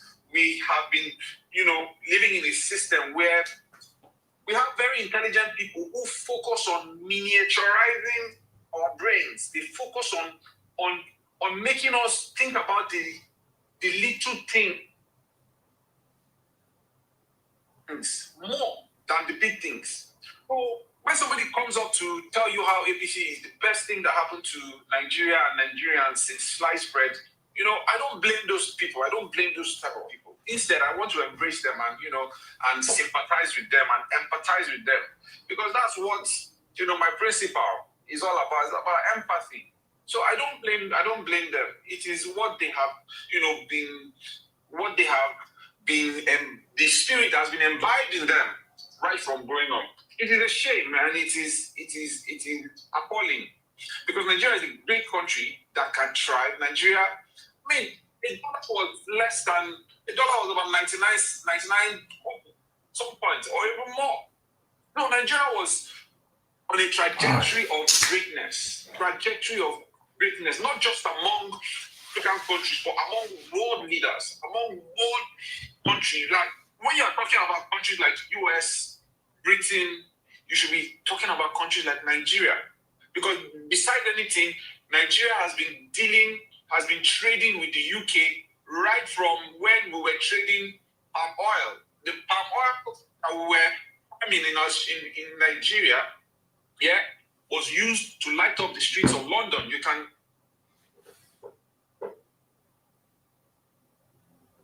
Oh, my brother. The palm oil was used to light up the streets of London. That's what we were trading in. So we've been doing trade in Nigeria, and now we have oil. Oil is a global commodity that, transformed the lives of Qatar, Abu Dhabi, UAE. Look at all those countries. Look at how great they are today. You cannot mention any country that the citizens enjoy. Even in the US and the UK, their citizens don't enjoy as much as, these countries that have oil. They don't. They don't. My friend lives in Kuwait. In Kuwait, fuel is cheaper than water. In Kuwait. Facts. They do not pay utility bills. Utility bills want to kill people that are living abroad. In UAE, in Kuwait, they don't pay utility bills. So their AC is on 24 hours. Their refrigerator is working. Whatever, there's no kind of tax or anything that they pay. Once you get your salary, whether it is 20 KD or 100 KD, that's what you get. So look at all those countries. Now you look at Nigeria. You look at Nigeria that has had oil even before some of these countries. You look at Nigeria that has been on a pedestal, has been rubbing shoulders with great nations for centuries, for millennia. For millennia, Nigeria has been Nigeria, the land, Nigeria, and the people that have lived in this land have been, rubbing shoulders with the high and mighty all around the world. Whether it is in, the US, whether it is in Great Britain, wherever it is, Nigerians have succeeded. We have come, we have thrived. Nigeria is a country that the people are great people. Nigeria is a great nation where we don't settle for less. We don't settle for mediocrity. We do not. Look at Nigerians abroad. We are the best doctors. We have the most educated communities around. If it's not just for India that has a very wide population, Nigerians have the best of everything. We try whatever field we find ourselves, we succeed. Then why can't all these things be replicated back home? Because we have people who are so selfish, who have mastered the art of manipulation. We have people who have studied how to monopolize people, how to confuse people, how to mess with people's psyche, and socially re-engineer whatever it is, just for their personal gain, for their benefit. That's the problem. That's why I empathize with Nigerians, and I empathize with people who come out to support ABC, because they do not know what, this thing, they don't even know where it's going to lead them to.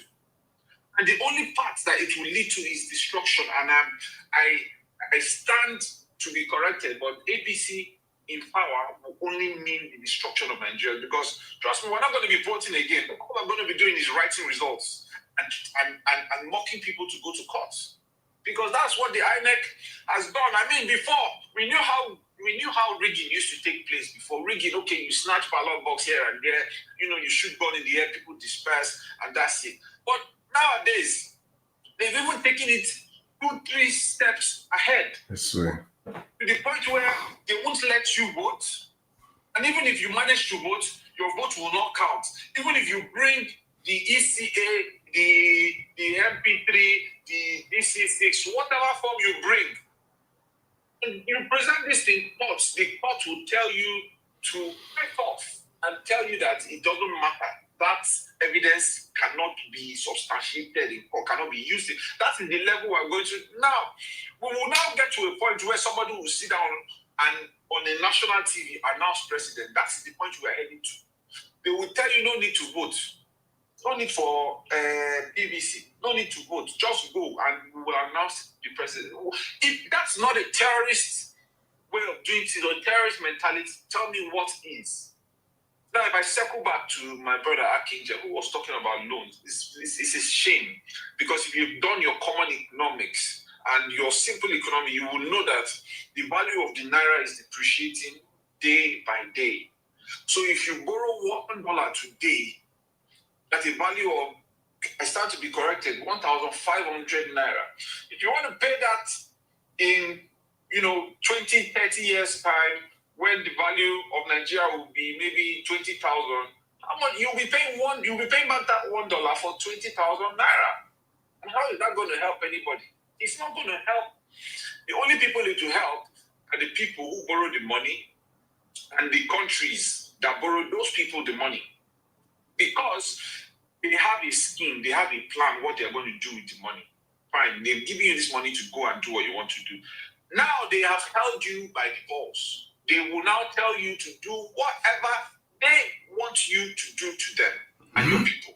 They will tell you to increase the taxes. They will tell you to do X, Y, Z. And if you do not comply, they look for somebody else who can, who can carry out their objectives. And it's a shame because if you think that we are borrowing now, and we're not even seeing what they're doing with the money. Is it the over-bloated projects? Is it the over-bloated project that are being awarded to their friends, families, cronies that we should be celebrating? When we are celebrating 1 kilometer of road for billions of naira, is that what we should be happy about? In a country,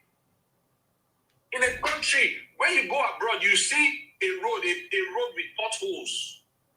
Bro, if you pass that road today, this night, 8 o'clock, by the time you come 6 o'clock in the morning, that road is already paved. Even if it's 1 kilometer, they've already scraped everything, they've redone it. In a country like that, in abroad. They are not borrowing any money. Even if they are borrowing, you can see the infrastructure projects that are on ground. You can see what they are doing with the money. You can see the citizens, how they are living, the ones that are working, the ones that have, issues mentally or whatever, how they are supporting those ones. Their healthcare system is working. Their energy sector is growing, is thriving. And you cannot say all this about Nigeria, but you are happy because your brother that speaks your same language is in power. Therefore, you cannot challenge him. You have to just allow him to, quote unquote, rule. You are looking for a ruler, somebody to rule you, not somebody to lead you. Because a leader is totally different from a ruler. That's one thing we need to distinguish. Somebody that will lead you, will take you to the right path. Somebody that will rule you, will take you to where he wants you to go. And if it's for a bad reason, then we are all... Now tell me, you want a ruler or you want a leader? Just because somebody cannot speak your language or does not speak the language properly. And I dare say that GRB can speak Yoruba. Probably he may not speak the dialect that you want him to speak, or he may not speak as deep. He may not have that, nice now. When nice used to say, used to give some nuggets. He may not have all those, those Yoruba adages and proverbs, and he can, speak the language fluently as much. That is the only reason why you will say Jeremy, maybe he is a kotoko, maybe he's a bastard. My brother, if somebody told your children that maybe they are bastards, how are you going to feel? We should be preaching one Nigeria, when we should be preaching, a Nigeria that is thriving in artificial intelligence, a Nigeria that is thriving in microchips. We are making microchips and supplying to the rest of the world. Is there any mineral resource that we don't have in Nigeria? No.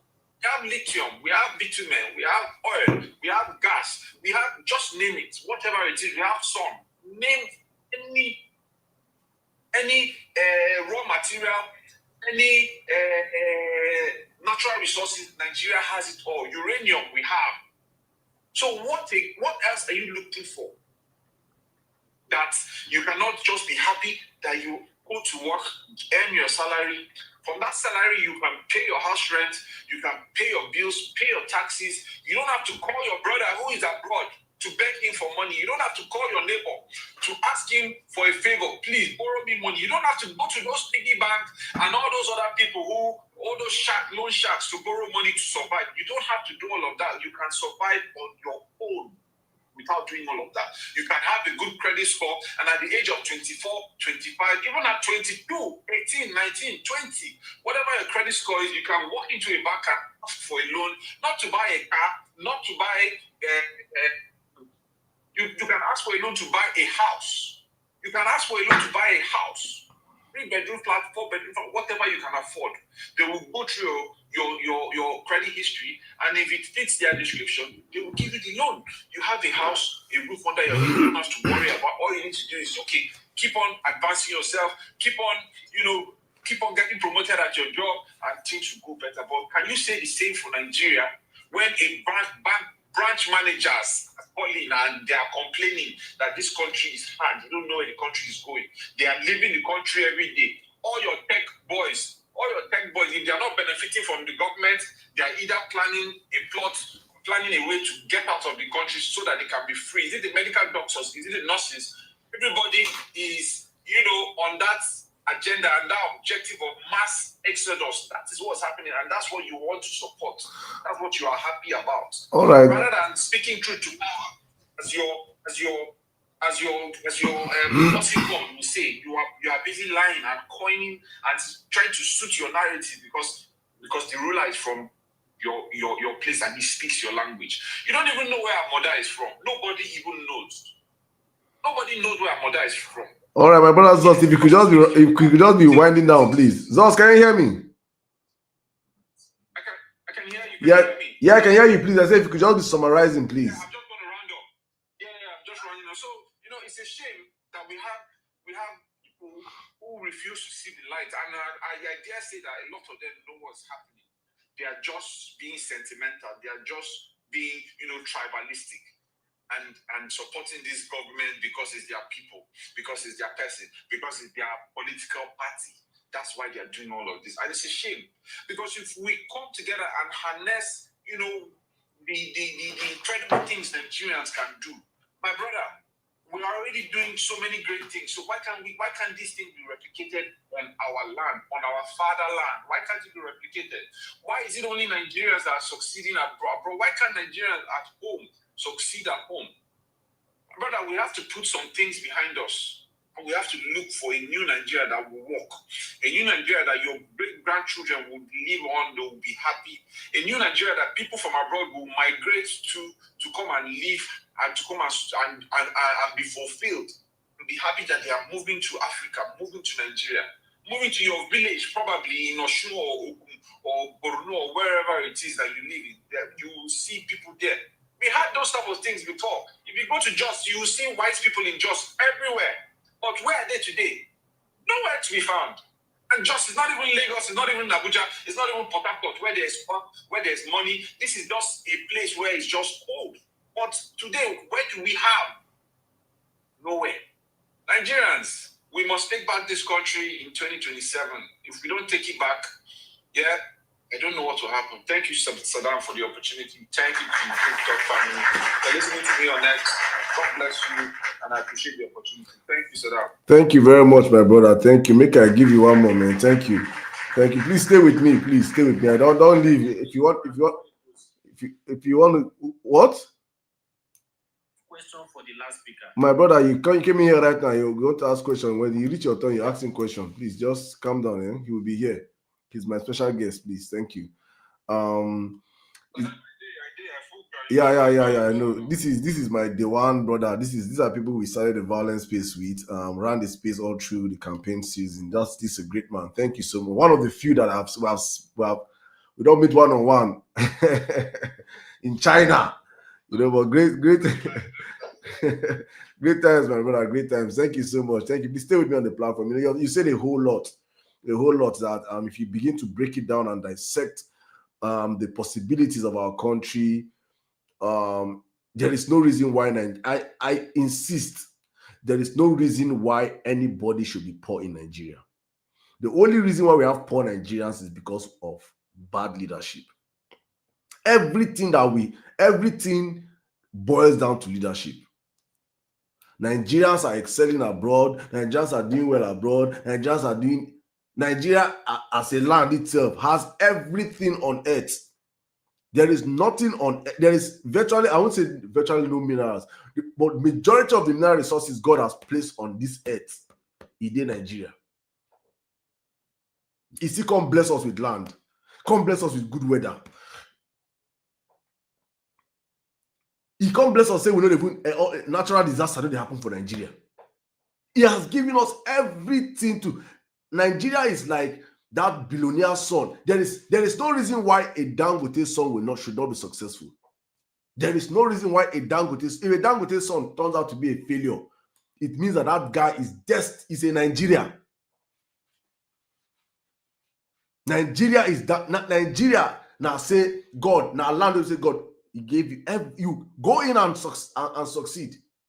Everything is in Nigeria for us to be the most. We should be borrowing Japan money, not going to Japan to beg for money. But we have visionless, dumb leaders, people that their brain has expired. All they know is, and we pay salary, we build road, we build locomotive and train. The people that cannot think beyond tomorrow.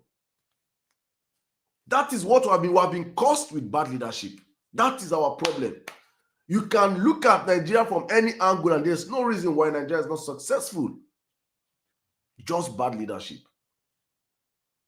And so we have to understand once we can fix our leadership problem, which is by me, because when you look at previously, before the advent of the party of the terrorist party, because I call APC a terrorist party, I don't hide it. APC was created to make sure that Nigeria never gets to the next stage of our development. We were about to cross the Rubicon, and APC came in and stifled it in conjunction with the imperialists. You know, I always say this, that I always say, due to how strategic Nigeria is, Nigeria is not meant to work by the so-called people that run the world. Nigeria is not meant to work. Nigeria is not meant to be an industrialized country. Nigeria is meant to be we are meant to be the ones that are producing human capital, human resources, natural resources, and exporting it to the world. Then the world will consume it. Then Nigeria is a dumping ground. So the best of our brains are leaving Nigeria to go abroad. It is intentionally how they have created it. And for them to do such things, Oyinbo man will not come back and do it. They have to use our Nigerians to achieve their aim. And in comes in APC. So they found their agents, the CIA agents that was a drug dealer, that they caught and arrested him. They would have arrested him and sent him to jail, but he cut a deal with the American government and said, okay, I'm going to forfeit $460,000, and therefore I'm going to be you guys' spy in Nigeria. Whatever you guys' agenda is, I'll be the one I'll be covering you guys. I'll be the one I'll be giving people information. I'll be you guys' inside man. They got that guy. Then they got a very dumb man that they know that also that one, he has numbers of supporters, but nothing's upstairs. In Buhari, they met them and got other hungry politicians that came together and formed APC. And now told them, well, you're going. Your agenda is to make sure that this country that is on the verge of explosion, because Nigerians, I can count how many Nigerians prior to APC that went abroad for their masters and were coming back to Nigeria. People, they go out masters abroad, come back. With expectations that they will get a job or they will start their own business. Because at least economically, Nigeria was still, it was not as if Nigerians were not, there was no poor people, they were not suffering. But the economy was, at least, it was steady. It was steady. $1 was how much? 190 naira. What you could afford to buy for, I keep repeating it because Nigerians will forget quick. What I bought for 6,500 naira in 2012, you cannot buy it today for 125,000 naira. I passed my neighbor generator. APC came in. APC was created to come in and, as a terrorist organization that they are, to come in and dismantle Nigeria economically, destroy the purchasing power of the people, scatter the economy, render Nigerians poor. So that when you do that, what happens? The best of Nigerians will run away from Nigeria. When I was doing my master's, one of the top directors of Coca-Cola, a man in his 60s, was my classmate. His son, close to 20-something. God damn it. See people, old men in Nigeria coming to do masters again in diaspora. Bank executives, business men, billionaires in Nigeria, they send their wives out to go and do masters just to jump out from Nigeria. Under APC, Nigeria has been so no amount of gaslighting can gaslight any sensible Nigerian to say this satanic party has done well for Nigeria. In fact, actually, I'm going to bring out the next speaker for you to tell me, you name for me one positive that Nigeria have experienced under APC in 10 years. Bama Record Radio, please welcome to your live. You have 5 minutes. Good evening, my friend. Is that Oga Bama? Huh? Is this Bama? Bama, oh, yeah. Hey, my Oga, welcome, sir. It's been a while. Good evening.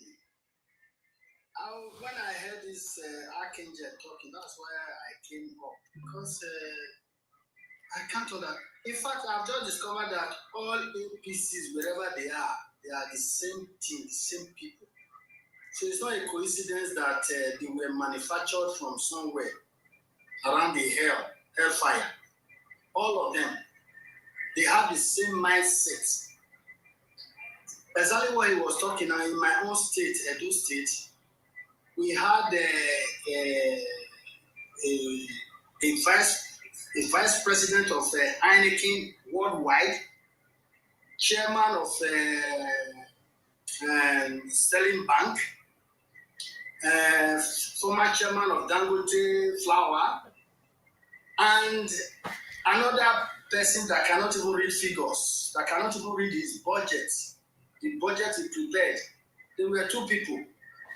They said that they don't want that guy, that the guy cannot speak our language. For that reason, he cannot be governor of my state. So many things they brought up.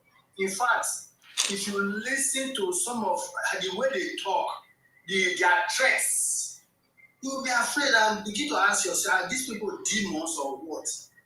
You know, the way they talk. Imagine the party chairman. You saw the way he talked down on Peter Obi when he came to those states. That's a party chairman.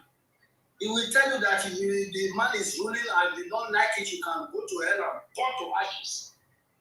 Lately, he said that in 2027, he's going to give Tinubu 2.5 million votes. That if the hands will be an impediment, the hand will be an impediment to making sure he gives Tinubu 2.5 million votes, he's going to cut it off. If it is the head that will be an impediment, he's going to cut it off. Just imagine such a statement for somebody, human being. The fact is that before they came in, Nigeria was the 3rd largest economy, fast-growing economy in the world. In the world, facts. But today, if you go and change CFA, you will be ashamed of yourself. CFA, that if you carry 10,000 naira to go and change CFA before, they will give you a lot of money, plenty money. 10,000 naira will give you, I've forgotten how much it was, but very big amount of money. Now, if you take 10,000 naira to change CFA, they will be giving you like 3,000 naira. Hi! 3,000 CFA. That's how bad it has become. The truth is that number one, Buhari is not a good administrator. He unlike the steel plant.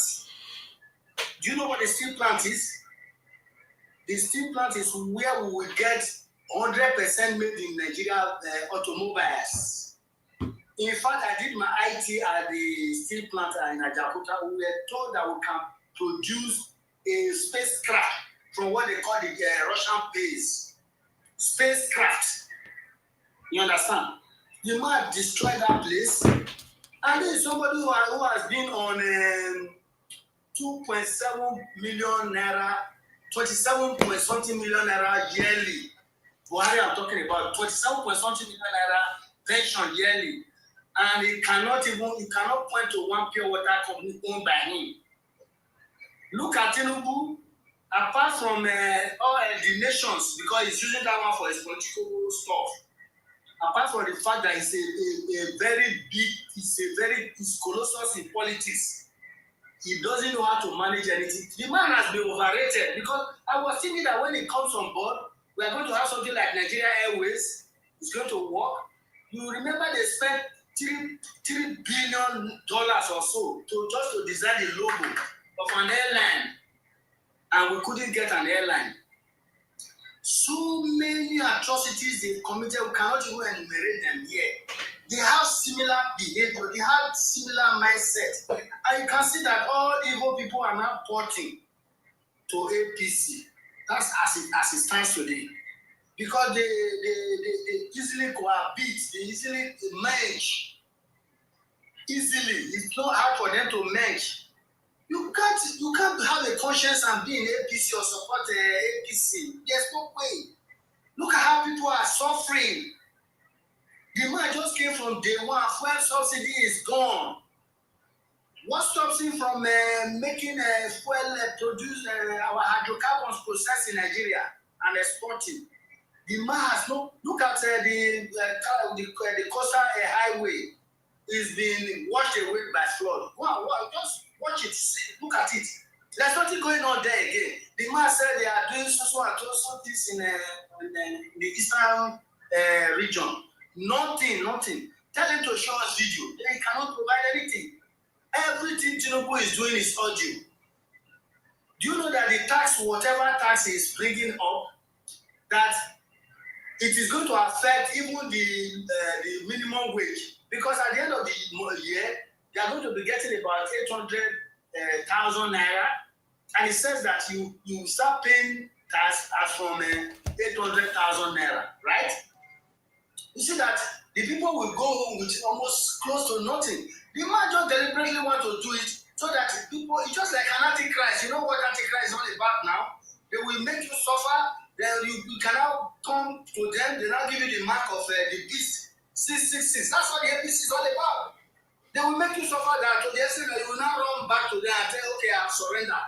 I'm not for you. They will give you that mark. It's an antichrist, it's not a joke. It's a very serious matter. So that's why I'm appealing to Nigerians that we should come together. There is no way we can do it alone. We have to come together and force these people out. Nigerians are very, very, very law-abiding. Let me be very frank with you. The kind of things they do to us in Nigeria, they don't try it here in the West. Ordinary train, just late for some time. If it is becoming too much, you will see the people, they will fall up. You think that they are very gentle. They are not. These white men you see, they are very gentle. But when the thing is becoming too much, like what is happening in Nigeria now, they will fall and let us die today. Yes, honestly. That's what they do. But Nigerians will begin to bear things, will begin to accommodate things, accommodate. For how long now? And the funniest thing is that we don't even have the same spirit. Look at the other time, people want to protest for one thing or the other. Another group will come up, anti-protest. I've never heard such a thing in my life before. Anti-protesters. Some people want to protest for your life so that you will live a better life. They will go and organize another set of people to come and counteract your protest. So how do we move forward? So there is no way we can do it that like minds, we should come together. Irrespective, nobody is a free person. Nobody is an angel. But these people, if we don't deal with them, if we don't unalive APC will unalive Nigeria. That is just the truth. Look at medications. You cannot afford, now medication is times 300% increase. If you get sick now, the only thing left for you is to be unalive, to buy. That is the only thing. Okay, just imagine somebody is not working and he gets sick. You have not been able to fulfill yourself, and then you go to the hospital, they give you prescriptions for drugs, and then you cannot buy. Then what is the next thing? You just buy yourself. That's why a lot of people have been unalive in Nigeria in thousands since APC came in. Since they came to power, it is from one tragedy to the other, and tomorrow they will bring another thing, next tomorrow, just like that. Unpalatable stories, unpalatable issues that are coming up every day. They manufacture criminality, they manufacture, deliberately manufacture suffering for the people. The people are suffering.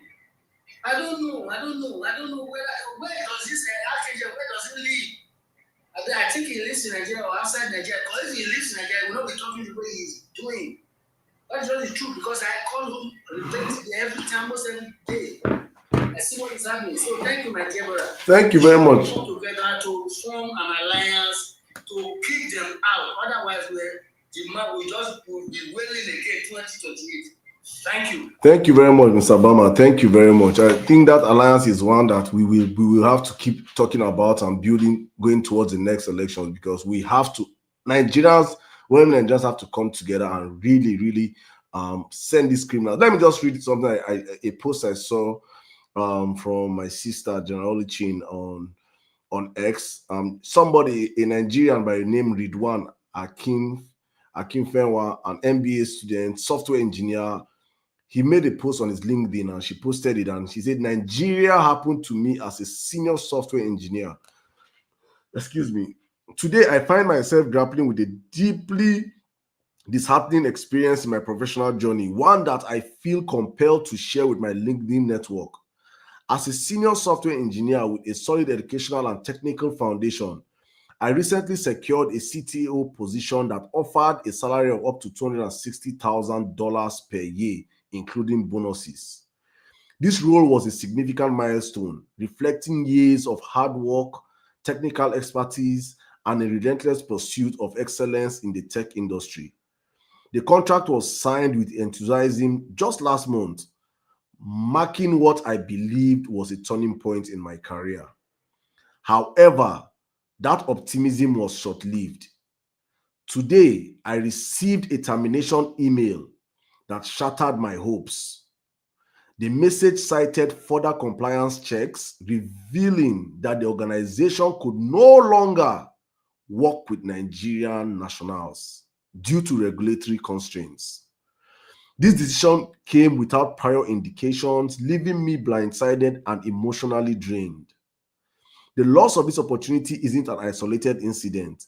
This year alone, I have encountered multiple instances where my nationality has cost me significant career advancements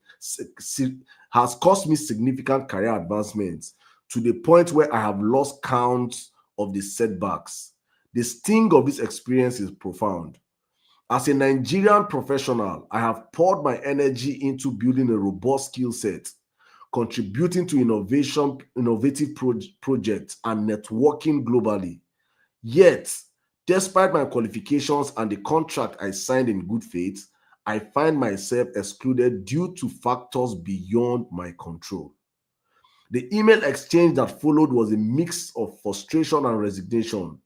My attempts to negotiate or seek clarity met with an apology acknowledging the decision was driven by external regulations, specifically from a government entity, leaving no room for recourse.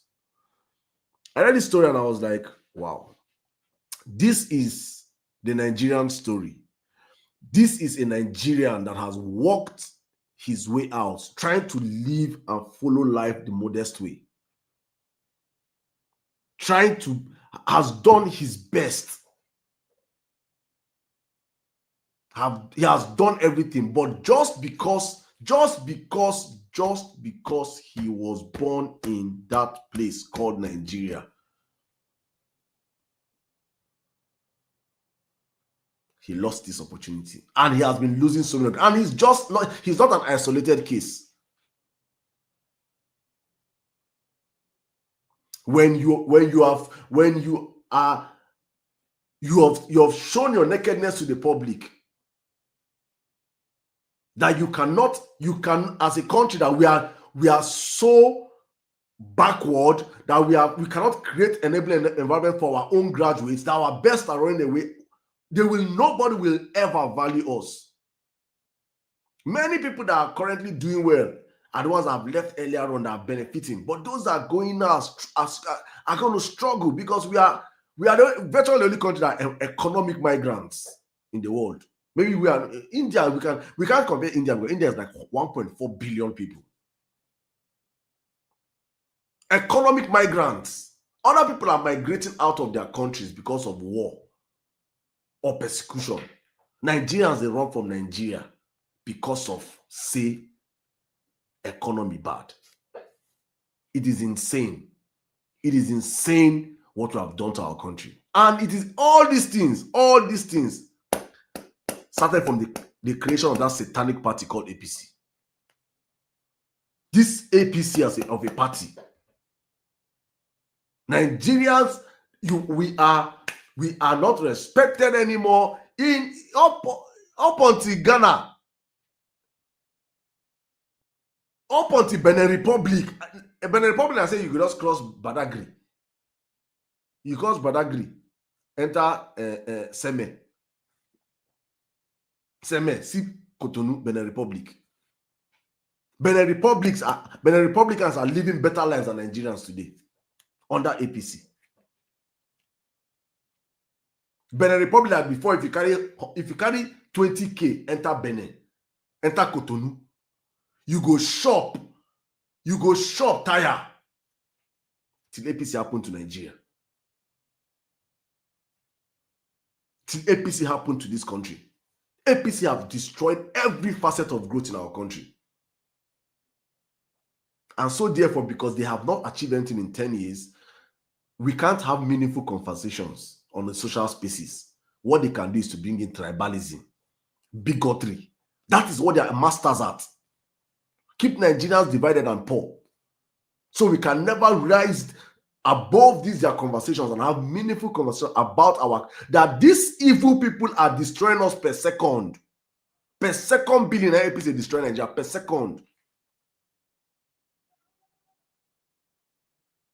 It is insane what these people have done to our country, and for Nigeria to rise above these ashes, it is mandatory. Look at the young man I also read about. He's a Yoruba man. He's a young Yoruba boy. It's not as if I come and say it is make I laugh him. It's our brother.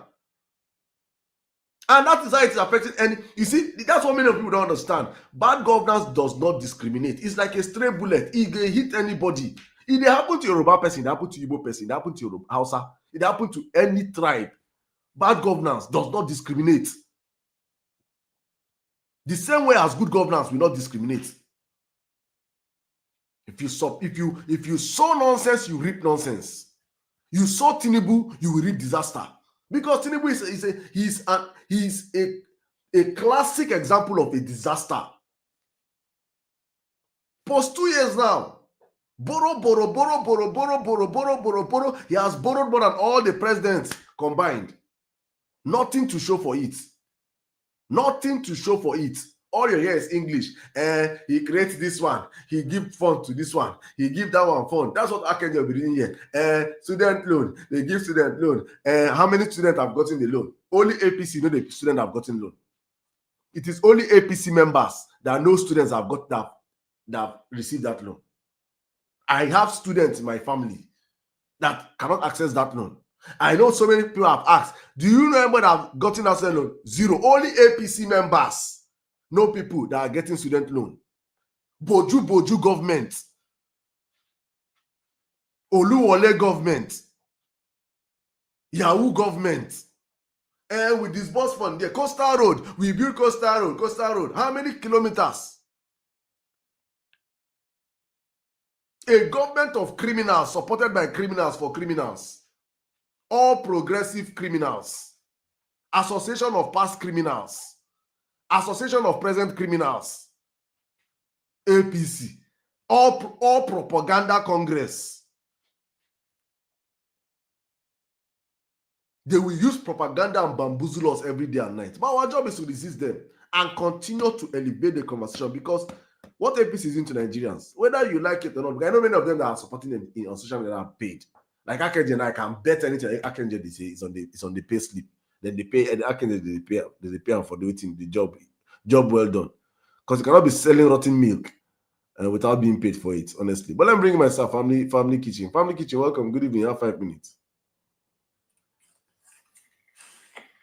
I thought you said you wanted to ask me something. I will ask you after her. Don't worry. You see, when you talk about Nigeria, you just get angry, like it's instantaneous.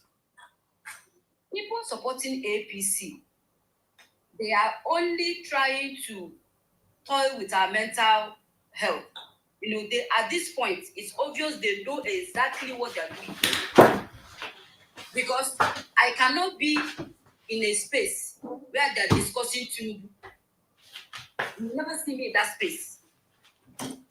Because if the space is made up of his allies and his supporters and whatsoever, I will never be there to contribute anything in their conversation. Because there is a bunch of people, like the last speaker said, their mindset is the same. And at this point, I want to talk on the bigotry that is going on. You see, there is no bigotry in Nigeria. It is all politically motivated. And I think it's high time we even play like we don't see this bigotry they throw at us every time. We have to stand and silence them. Because this bigotry they push to our faces or on our faces every time is just to distract us. We are not divided. We are not actually divided. And people who are against APC are far more than people who are with APC. That is the truth. Even some of the governors that have run into APC, they have done it for a purpose.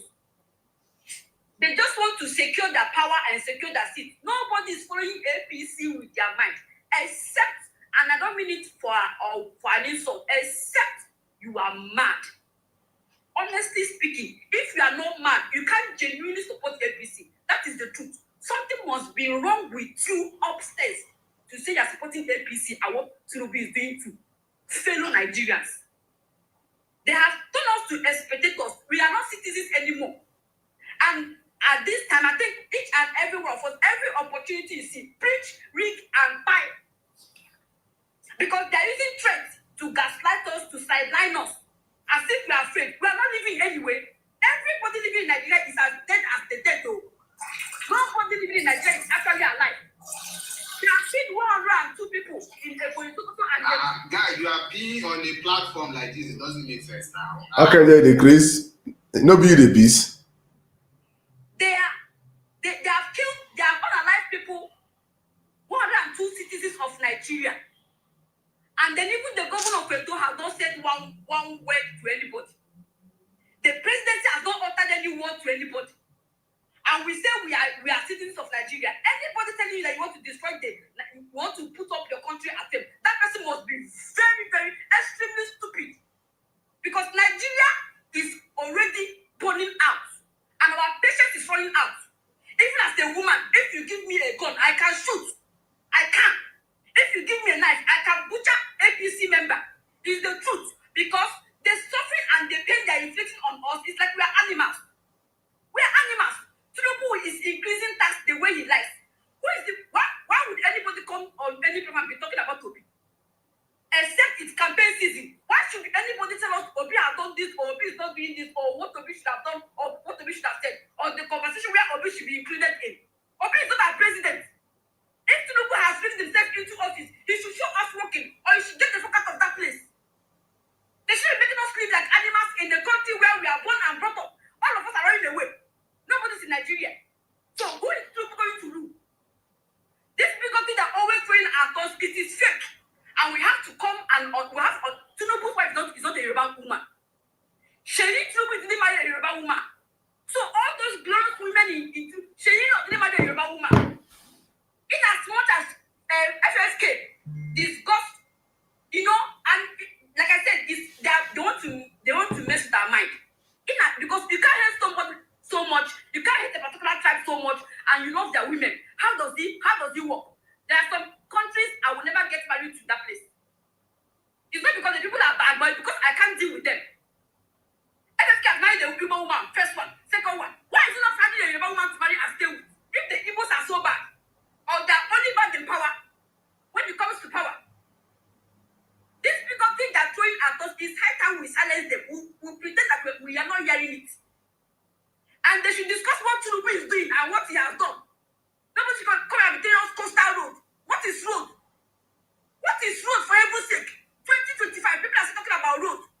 Look at what Nepal has done. See, everybody who is afraid in Nigeria is worse than APC supporter. It's time to brace up. It's time to brave up. It's time to act. 2027, whatever will happen, let it happen. If you're all going to die and Nigeria be so. Let us all know that we fought for the good cause. People that can come back to vote, come back. Me, I will come back and I will vote. Whatever that will happen, let it happen. We are all dead after all. Nobody's living in Nigeria. Healthcare is zero. Education is zero. A president wife will take my conference and say, contribute money for me to build library. Have you seen roads? Have you seen eastern roads? Have you seen western roads? Have you seen northern roads? The roads are bad. Insecurity is killing our people. There are some things I don't want to say here. I have been victim of Nigeria. I have been a victim of Nigeria, where I lost two of my uncles and one of my cousins. So, they that are dead, am I better than them? No. People that are dying every day in Nigeria, am I better than them? No. Do I have 2 years? No. Am I living? No. If you love Nigeria, you can't come under a platform you know that is obedient and you are talking rubbish, typing nonsense. I can't go to a platform where they're supporting Tinubu. I will not go there. So that's how come you will know that he is paid. They are all paid and they know what they're doing. They just want to mess with our minds. And because they are in power, that's how come it seems that they have a voice. We are bigger than them. We are mightier than them. And we are more powerful. Nigerians, citizens are the owners of Nigeria. It's not Tinubu. It's not Shetima. It's not Fabio. We are the owners of Nigeria. How can a sitting senator be removed out of office and you gave him 6 months to serve as punishment and he served that 6 months and you see they are boldly destroying Nigeria? We have to boldly resist them. We have to. It's time everywhere meaning Nigeria should stand up. Whether you are young, whether you are old, whether you are average age, it's time to stand up and resist 2027. If we don't get it right, it means that we are doomed. DOOM, capitally. Nobody's coming to save us. Tinubu has gone to court again to tell them in US that they should protect his integrity. They say he's active CIA agent. What are we talking about? Look at that message just read now. Somebody is in pain. His or her livelihood has been messed up because it's in Nigeria. Why? They are pushing us everywhere. We can't get visas to even go to that brother. We even want to go around and secure our life. We can't even get visas anymore. People are coming home. People can't go home. They can't go. You can't go back. You can't go. They are told us to bath. What is really going on? And somebody will sit here and be laughing like it's a laughing stock, like it's funny. It's not funny. It's not funny to anybody. And it's time we stand up and fight APC out of office. It's time to, if you have PVC, get it ready. If you rig, you pipe. If you can't do it openly, do it secretly. Honestly speaking. And it's not a threat. They are threatening us. Telling Jerry that went for his whatever meeting. How can you want to do a meeting in your country? You have to book 4 different locations to do it. What is going on? It's democracy, for heaven's sake. It's democracy. And if we are not practicing that, we know we are not practicing the democracy. We can't be practicing democracy and practicing military regime and practicing monarchy regime and practicing. No. Today, Tinubu is not over of Nigeria. He is president, supposedly elected or supposedly rigged into office. So for the time being, he should do what is right. He has traveled 120 something days out of Nigeria. What is Tinubu looking for abroad? What is he looking for abroad? He's not in control of anything. Very clueless man. Very clueless. With all the bunch of people surrounded Tinubu, they are all clear and they are wicked and evil. And nobody has monopoly of madness. We all can be mad. That's the truth. People you think are weak are actually strong. We should remove fear and stand up to them and take back Nigeria. Thank you very much. Make a clap for you, Jerry. Thank you, my sister. Oh, thank you, my sister. Thank you. I don't even know what to even say, Seth. You have said a whole lot. You have said a whole lot, and everything you said, honestly speaking, makes sense. If anybody that disputes what you're saying here, probably the person is deceiving themselves. You have said a whole lot. Nigeria, we have to rise above where we're having these conversations, and Nigerians are scared to say what some set of Nigerians can say. So an MC Olomo can come out and say, if you are here, don't vote for here. If you vote for here, whatever you see, you take. Then if Saddam, I cannot come and say it. That is madness. If Nigeria is not going to work nobody have monopoly of madness. Nobody should have a monopoly of saying some certain things. If Tinubu can come out and say, grab it, snatch it, and run with it, I also, Saddam, will say, next elections, guys, get ready to grab it, snatch it, and run away with it. We are all Nigerian. Nobody's born Nigerian than the next Nigerian. If people are tired of it, you say, okay, you break the country and everybody go on their own. But as long as we are one Nigeria, or the madness of someone saying that, go and vote in your region, you people are mad. As long as you are one Nigeria, you are living in any part of Nigeria, you go vote who you want vote. If you pain you, die. Don't participate in our politics. Go and die. If you pain you that are participating in your politics, tell them to break Nigeria up, so that only you people will participate in your politics. But as long as it is one Nigeria where we did, we go vote whoever I want vote for anywhere, any day where they stay. This madness has to stop. This madness has to stop. Oh, don't put your mouth in our politics. What if you pain you, say I put my mouth for your politics. Tell Tinubu to divide Nigeria, so that only you will be in your region and do your politics. But as long as I identify as a Nigerian, as long as your region is in Nigeria, I will put my mouth in any state politics that I deem fit. It is only mad people that you will say you're in a country and you will tell a fellow citizen of that country not to talk about this place, because if you talk about this place, now my place, you are insane. Meanwhile, you have people from your place that are going to other countries to vie for top positions, and they are free, they are allowed to do it. I saw one, you carry Kemi Badnoch picture as DP for X. Come they tell me, JRV not supposed. I look at him and say, this madness is like, well, when you're mad, don't know you're mad. You will feel the mad, don't say you're not mad. You carry Kemi Badnoch, where they vow to be Prime Minister of Great Britain as your DP. Come they say another person will be a bona fide Lagosian should not be contesting for president of a governor of Lagos. It is madness. It is madness. It is madness. So we have to rise to the point whereby it's either if they cannot elevate the conversation, let us all be crazy. Nobody has monopoly. 2027 should be the year of madness. The good thing is that we are more in numbers than these people. The only problem is that we are doing ajebo. We the follow people, they take scoochie, they drink and they say they drink kayamata root,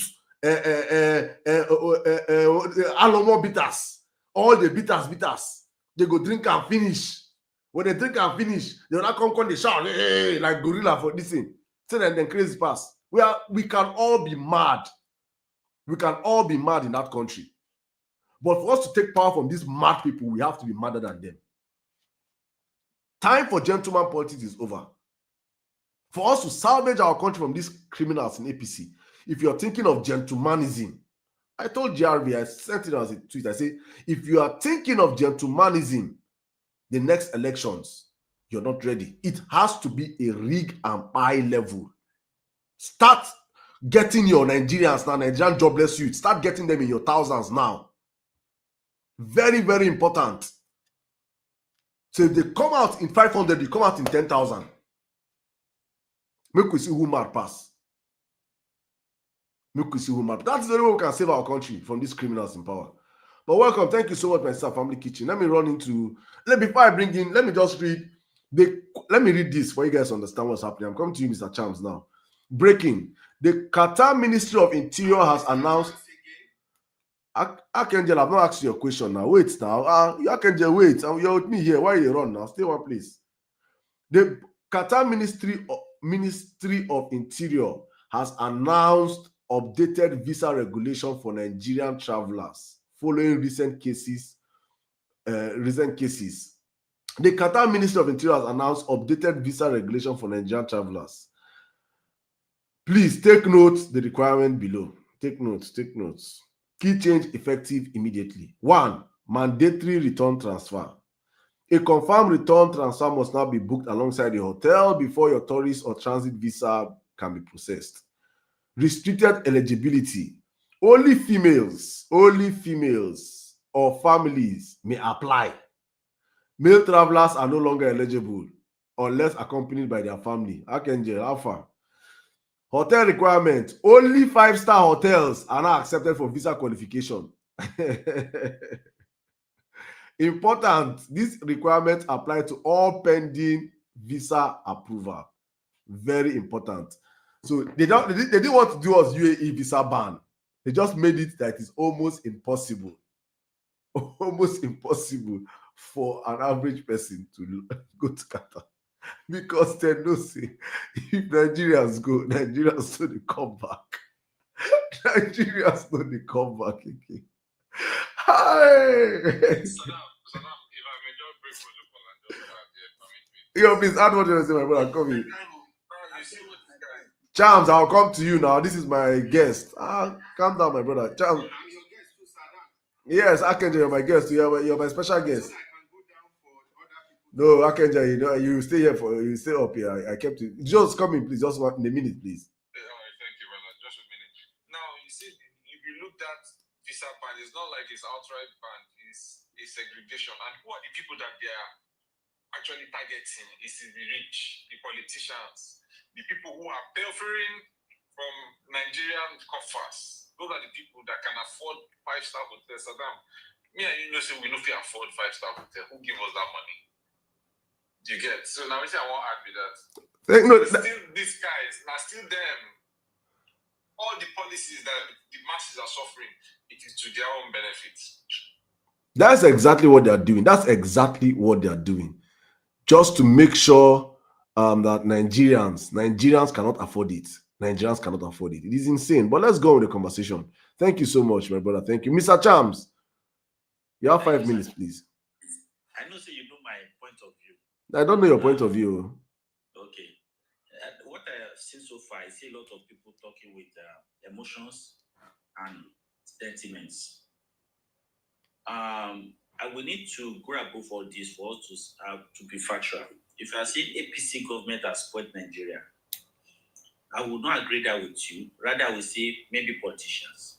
But if you still believe in APC, believe in PDP, believe in LP or ADC, that means you are not truthful to yourself, or you are that's what I can say, because the same people have been moving from one party to the other. Atiku has gone around all parties apart from the Labour Party. Obi has gone around all parties apart from APC. So what are we saying? Do we have people with ideology? In the US, you see them staying in one party. I've not seen Trump in being a Democrat. Maybe 3 decades back, I'm not too sure. So if you are still recycling and you can just nail it to a particular party, then I see sentiments. And if we are reviewing what has happened to Nigeria now, based on APC administration, we are not fair. Nigeria is almost 70 years old. Can we say this government, in its regime, it put things right? Obviously, we have, look at all governments and put fault to them. If someone is in power for 2 years and we all say we don't have our visa, our passport does not allow us visa free to this country, and we got it in the last 30 years to all those countries. If I say that electricity is bad, is it just bad? Or is it decreasing, or we are maintaining the same for average of 4,000 megawatts? So what I see is just sentiment. Maybe we do not have post-election therapy. Someone has won, he has won. And I've seen people, this one is bad, it's bad. Tell me the person that is good, I will go there. Then I will tell you the disadvantages of that person as well. So, and sometimes from their voices, from their intonation, you will know them. Why is it falling to one side and you say Nigeria? If I say nobody voted then, wait to the next election, then you see the way the vote will be again. They are collecting voters card now. The last I checked in Osun State, they collected almost 2 million. The whole region has not collected up to 200,000. You are saying you want to win election. It's not by mouth. It's by numbers. And if you are seeing Tinubu to attack a whole region, it's bad. It's not everyone that aligns with Tinubu. And if you are looking at Peter Obi lost election and they are seen as lost to Igbos, you are wrong as well. Some Igbos believe in Tinubu. Some Igbos do not even believe in Peter Obi. So we need to segregate. Peter Obi is different from Igbo. Nobody hates Igbo. That Obi lost election is not that they hate us or they do not allow us to rule. So we need to grow beyond that emotions. And if you are looking at a particular place, someone came here, the guy is gone, to another person portrays it, and some other people even spoke on it that you cannot speak your language. What does language have to do with leadership? It has to do a lot. Leaders are not born; they are made. If you would be, there are some big kingdoms in Nigeria, like the Oni of Ife seat, Oba of Benin seat, Awujale seat, Egba seat. They groom princes to become king. You don't just come up and become king. If you know that, that's why leaders are made. If you know you become governor or you want to do politics in your state, start understanding the culture. First thing in their culture is their language. What comes to understanding your language? Most of you guys on this platform that are from outside Southwest. Most of you can speak even Yoruba more than the people from Southwest. Some of you can speak Yoruba more than people from Southwest. How come? You grew up in Lagos. You have a Yoruba father, and you say you cannot speak Yoruba. And you want to rule them. And you can speak the language of your mother's house. That is a taboo. Now, if that is happening in your family, that your wife is showcasing her culture on your children, and you are there looking at mumu, maybe the father failed on that aspect. You have to be able to speak your father's language. You grew up there.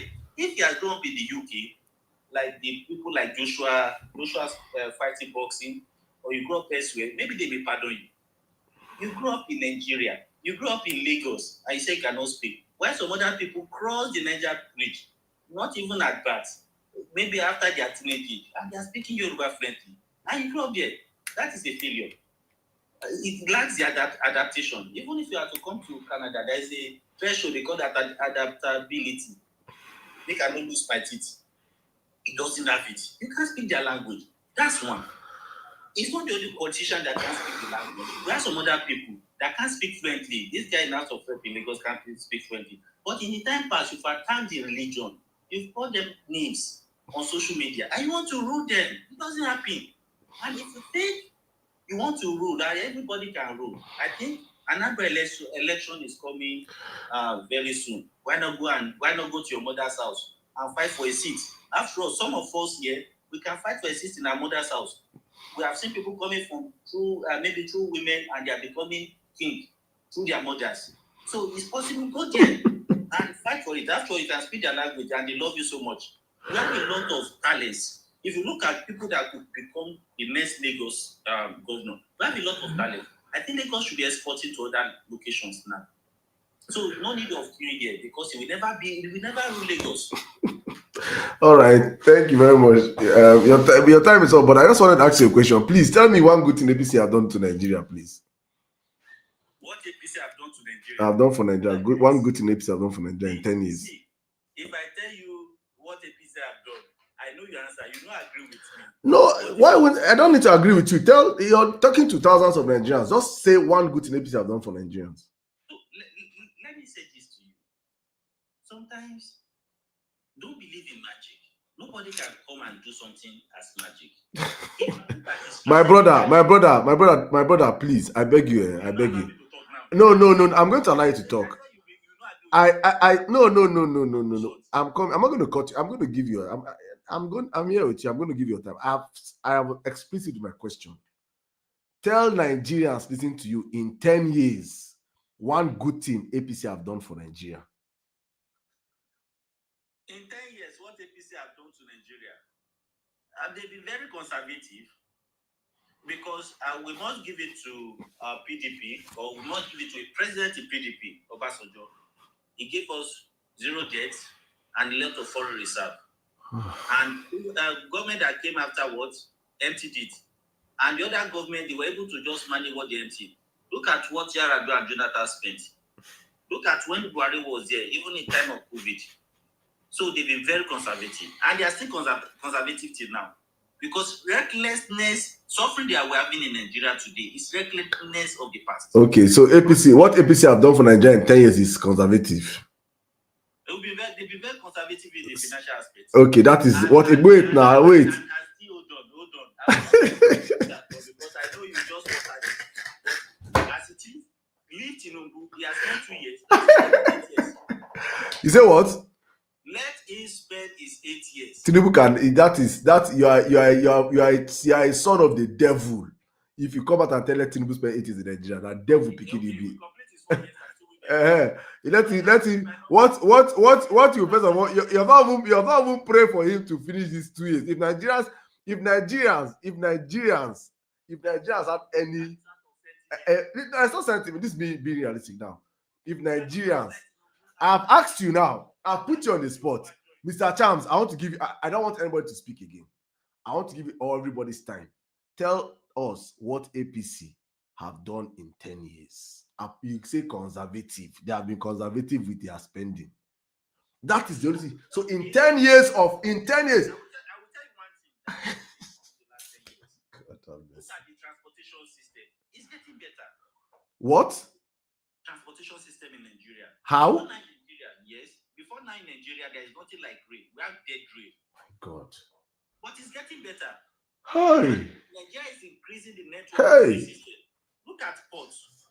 We're all depending on Papa seaports. Now we're having more seaports coming under construction, and we have delivered.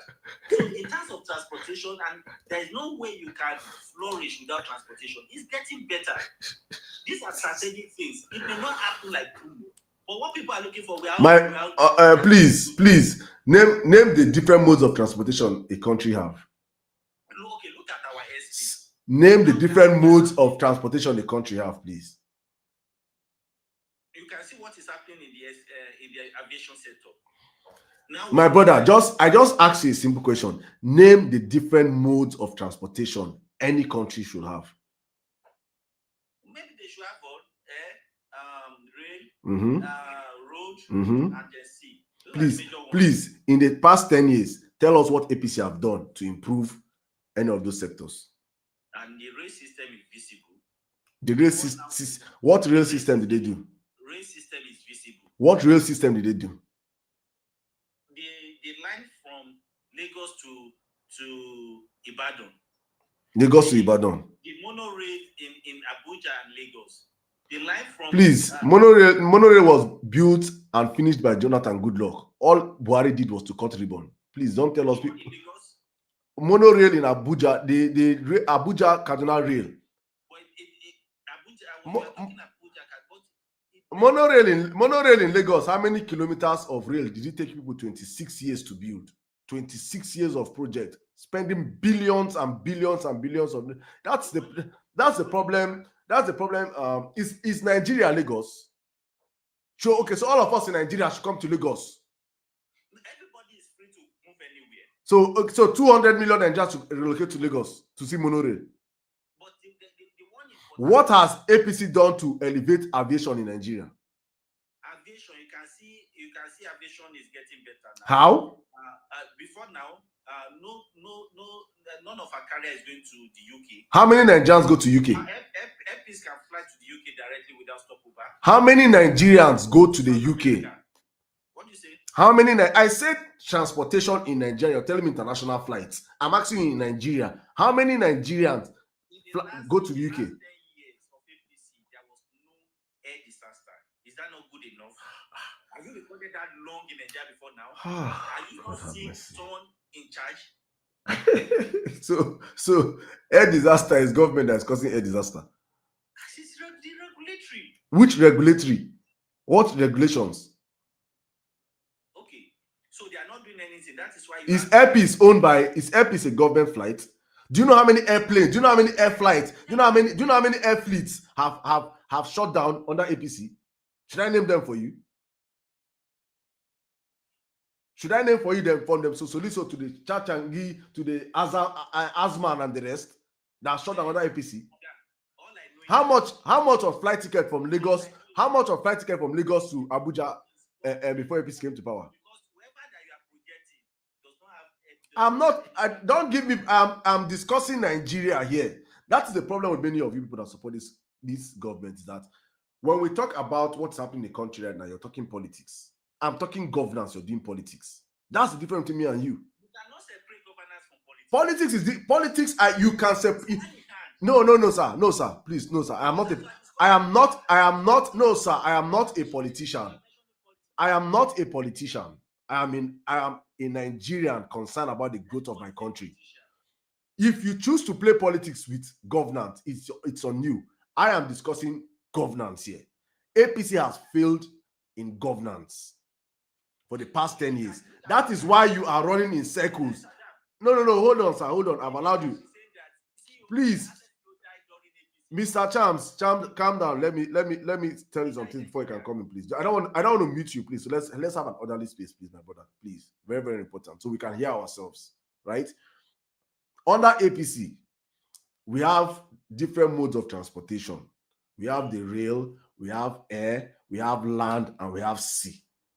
Yes. Under APC, our roads are no longer motorable. Nigerians cannot travel in our roads. Before APC. Please listen, Chams. Don't interrupt. Please, if you interrupt me, I'll drop you. Please listen to hear, not listen to argue. You can rebut when I'm done, please. Under APC, Nigerians cannot travel through our roads, our federal highway anymore. Not just because of bad roads, but because our highways have been overtaken by so-called unknown gunmen from the north to the south to the east and to the west. Under APC, nobody.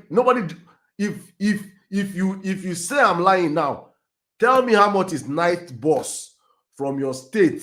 I will pay, and tell your brother or sister, let him enter night bus tomorrow, make him go another part of the country. Night bus. If you do one with video, when days for bus or night bus, I'll pay him times 10. You will not do it. Why? Because under APC, we don't have a nightlife anymore. Nigeria is the most insecure it has ever been under APC. So night is gone. Under APC, our airways, our airlines that going to Lagos, then from Abuja to Lagos, 10K, 12K, 18K maximum. Now, 200,000, 300,000. It is more expensive to travel from Lagos to Abuja than from London to Berlin under APC. So you cannot afford Nigeria. It's now flying nice exclusively for the rich. You have killed our motorways. You have inflated the flights. Nigerians cannot travel through flights. Railways are just some few places that they did not even build. They jumped on the PDP project and cut ribbon and claimed that they did it. See, there is our inland waters are nowhere. You can't. Our River Niger is now has been filled with sand. River Benue, the same thing. Under APC. So there is no one sector you can come out here and stand and hit your chest and say in 10 years APC have improved in Nigeria. Not one sector. But you as an adult that you are, that you gave 10 years of your life to this irregular abnormality, you are not telling us to give extra 4 years, in fact, extra 6 years of our lives to make it 16 years of our lives under APC. And you want me to look at you like we're having a normal conversation, my brother? No. Sirdam, do you want me to respond now? My brother, let me allow you respond in a minute, please. What do you say? Respond in a minute. Come on. Okay. Like now, you talk about insecurity in our roads. You said under APC. You need to understand that all this started during Jonathan. I'm talking about the terrorism on the road. And Nigeria has been struggling to cage it. So it's not starting today. Under Jonathan, my brother, under Jonathan, insecurity was only in the northeast. It was majority in the northeast and pocket places. that is a don't. You will not. You know what people will not do is to rewrite history in our very before. Abuja, and that's what I was saying. Insecurity was in the northeast and partly in the north central. That is in Abuja, of which Abuja was not that. It was an unconventional war of bombing. Don't be like, say, people not carry gun, come, enter estate, kidnap people, as they happen now under APC. You did not see Boko Haram come out and be surrendered. No. They come and kidnap and run or throw bombs, suicide bombers. That's what we're seeing then. It was an unconventional war. Yes, I agree with you. But under APC, these people are capturing, they are on TikTok. Don't you understand that these bandits get TikTok right now? They open live. Sirdam, like I would say, all of these things under APC as the president, those states that we have high insecurity, are they all APC states? Answer that. Who is the Grand Commander of the Federal Republic of the country? Some security issues are local. Who is in control of the army in the country? Okay, who is in control of the army in the country? The federal government, and it's not the army job. Who is in control of the police in the country? Who is in control of the police in the country? Is the IG. Who is the IG answerable to? It's answerable to the president. Come on, at the time when you people want to absorb, when people want to absorb Tinubu of his. You have mentioned a lot of problems, but at the same time, no one will talk. We Nigerians have to take Nigeria back. But I'm still telling you that whatever way you want it, some of us, all of us, will still give vote to APC. Those that will cry, will cry. That is a game of numbers. My brother. No sensible Nigerian in 2027. In fact, Tinubu did not win the last election. It's explained.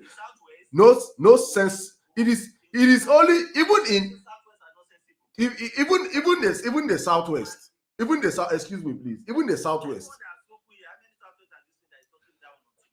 You say what? How many southwest have come here to talk down Tinubu? Please, my southwesterners in the building, please, on the live, identify yourself, please. If you're supporting Tinubu on the live, if you're against Tinubu on the live, southwesterner, please just put it in the comment section, or please request the mic. You see, and that's exactly. You see, when I started my life by saying this. I said, the southwesterners that are against Tinubu, you people are silent. You people are silent, and you people don't understand the problem you people are doing, are creating for the southwest. Actually, it's almost 2 minutes now. No southwest against Tinubu. Look at them in the comment section now. Please request the mic, please, because I've been saying this, that southwesterners that are against Tinubu should be the most vocal, because these ones are supporting. Sirdam, let me drop so that these ones are supporting Tinubu. We have the numbers in Nigeria. You have which number? You have which number? From where? Okay, Tinubu is the regional. Okay, we can wait. Chams, wait. We can all agree now that Tinubu is a regional candidate, right? The same way southwest is northwest. Those are the and Chams. southwest and northwest. We can all agree that Tinubu is a regional candidate. All southwestern are for Tinubu. Southwest, all the votes. Wait, let me educate you. I am happy with what you said. Let's accept, without conceding, that all southwesterners are for Tinubu. Agree. Tinubu is a Yoruba president. Tinubu is going to be the president of the southwest. That is what you're saying here. Because Tinubu cannot win out of the southwest. If you can tell yourself the truth, look at all the people that come out to support Bola Ahmed Tinubu. In fact, let me use my life now as an example. All the people supporting Bola Ahmed Tinubu here are from the southwest. You will never see any other person, apart from the few ones that we know that are paid voices of other regions, come out and support Tinubu. You say what? You know I'm not paid. You're not paid. You are. Tinubu is a tribal project for you, so you're not paid. We're almost 150 on this live. Have you seen any southwest saying that is against Tinubu? Are you not reading the comment section? I'm reading. That tells you that come 2027, 2020 what 7, Tinubu will rule. Tinubu is going to rule probably when we okay see Oluwatosin Ibu should request the mic and come and speak, please. May not be like saying now why I tell us when they keep quiet and they make these other people. Tinubu is going to rule in his own home. He's going to rule in your own home, champs. You know, by their voice, we know them. You can see the accent. I know where they. What's your problem with the intonation? Look at this Margot. Keep it out of sentiment. We're not talking out of sentiment. No propaganda. We find it. Lagos. Many Lagos have Who is their Lagos? And you know the previous election. So is in Lagos, you don't go vote? You don't go vote? No, in Lagos, let him go and vote. Are you going to stop him from voting? When he voted last time, your vote does not have impact in what. Mr. Charles, it's okay. Let me move on to the next speaker. I will come back to you. I'll come back to you. Accepted. Tinubu is the president of Tinubu is the president of Southwest, and we have agreed. Please let me move on. No, please, my brothers, enough is enough. Thank you. Please don't mute your mic here. Let that man is a dead man living to himself. AJ, please just calm down. Let me come to the next speaker. This is very, very important moment in the conversation. But you see, my happiness with this conversation is that we have both accepted or identified the fact that Tinubu is a regional candidate. And that's what I've been saying for so long. Tinubu has and that's what many of his supporters don't understand. Because I ask myself, I'm trying to understand where do they get this audacity from? Where Archangel, apart from rigging, because their first this thing is now rigging will go rig these elections. Second is that okay, and now we go to shout them. When you shout, you can shout a million times, it doesn't make it the truth. Times you don't run. Oh, why now? Well, let me bring in Zamzi. Zamzi, why are you doing today? Good evening. Zamzi, are you there? Hello, good evening. Can you hear me? I can hear you. Good evening. Please, in 5 minutes, you have the live. I don't know where I want to start from. You see all these APC people, and I know it really make. You know, I just want when you read the tweet from the person that lost her job, you know, whether it's whatever the gender, it triggered something in me. You know, I've seen my name on TikTok recently, so it's Mildred I speaking. I've decided to use my name. Mildred, welcome. Yeah, as my social media name. So the boy, some of these people that have not traveled from Lagos, maybe they're in one state, they've never really moved around, and they're getting 10,000, their pride high, shoulder high on top of 10,000 naira data, poverty mentality, they've never seen what development is. You know, they're the ones that speak this way. But if you've traveled the length and breadth of Nigeria before APC came, you will not be arguing this way. I lived in Benin. I used to travel to Calabar a lot. I went to Kaduna, Kano. I schooled in Ibadan, Lagos. We could travel anytime. As a matter of fact, when I was coming to do my PhD, and I did the flight that took me from Benin to Lagos to catch my flight was 18,000 naira. Okay. Which year is that, please? This was 2015. Okay. This was when Buhari was, in fact, this was when Buhari was just that election period that removed Jonathan. You know, my supervisor came, even within Buhari, whatever, first term. You know, we had a workshop at the University of Benin. They could come. This is where I'm going. I'm an academic. And to those of us who are in social science disciplines, if you are a researcher or you are an academic, a student, the way social science research, anything that studies humans, if your research is about human beings, human behavior, culture, is that you would go to the context, you know, and be able to mix with the people, ask questions, and stay there. As I'm talking to you, to see any social science all around the world that doing any research in Nigeria is almost zero. Almost zero. My husband is also an academic. He was talking with someone. When we came here, like I mentioned before in Netherlands, I didn't plan to stay. But this APC, when I did my master's, I submitted my thesis on the 31st. That was under Jonathan. 31st of August. 3rd September was in Nigeria. I still had 5 months on my visa. It wasn't to stay because Nigeria was much more like there was hope, there was life in Nigeria. But can anybody travel today? People cannot come. My husband was talking with a potential collaborator from Aberdeen University the other day, and the guy said, we can't come to Nigeria. I was trying to draw somebody to come and do one research in Nigeria. Somebody said, sorry, we can't come. That the last time they were in Nigeria, it was during Jonathan, that police was following him up and down with a gun, and he felt so unsafe and insecure. Social scientists, our friends that did programs at the same time, many of them from Ghana, from Malawi, they got projects. So you find academics from these other African countries. I don't know about other people. I'm talking about the UK where I am an academic and a social scientist.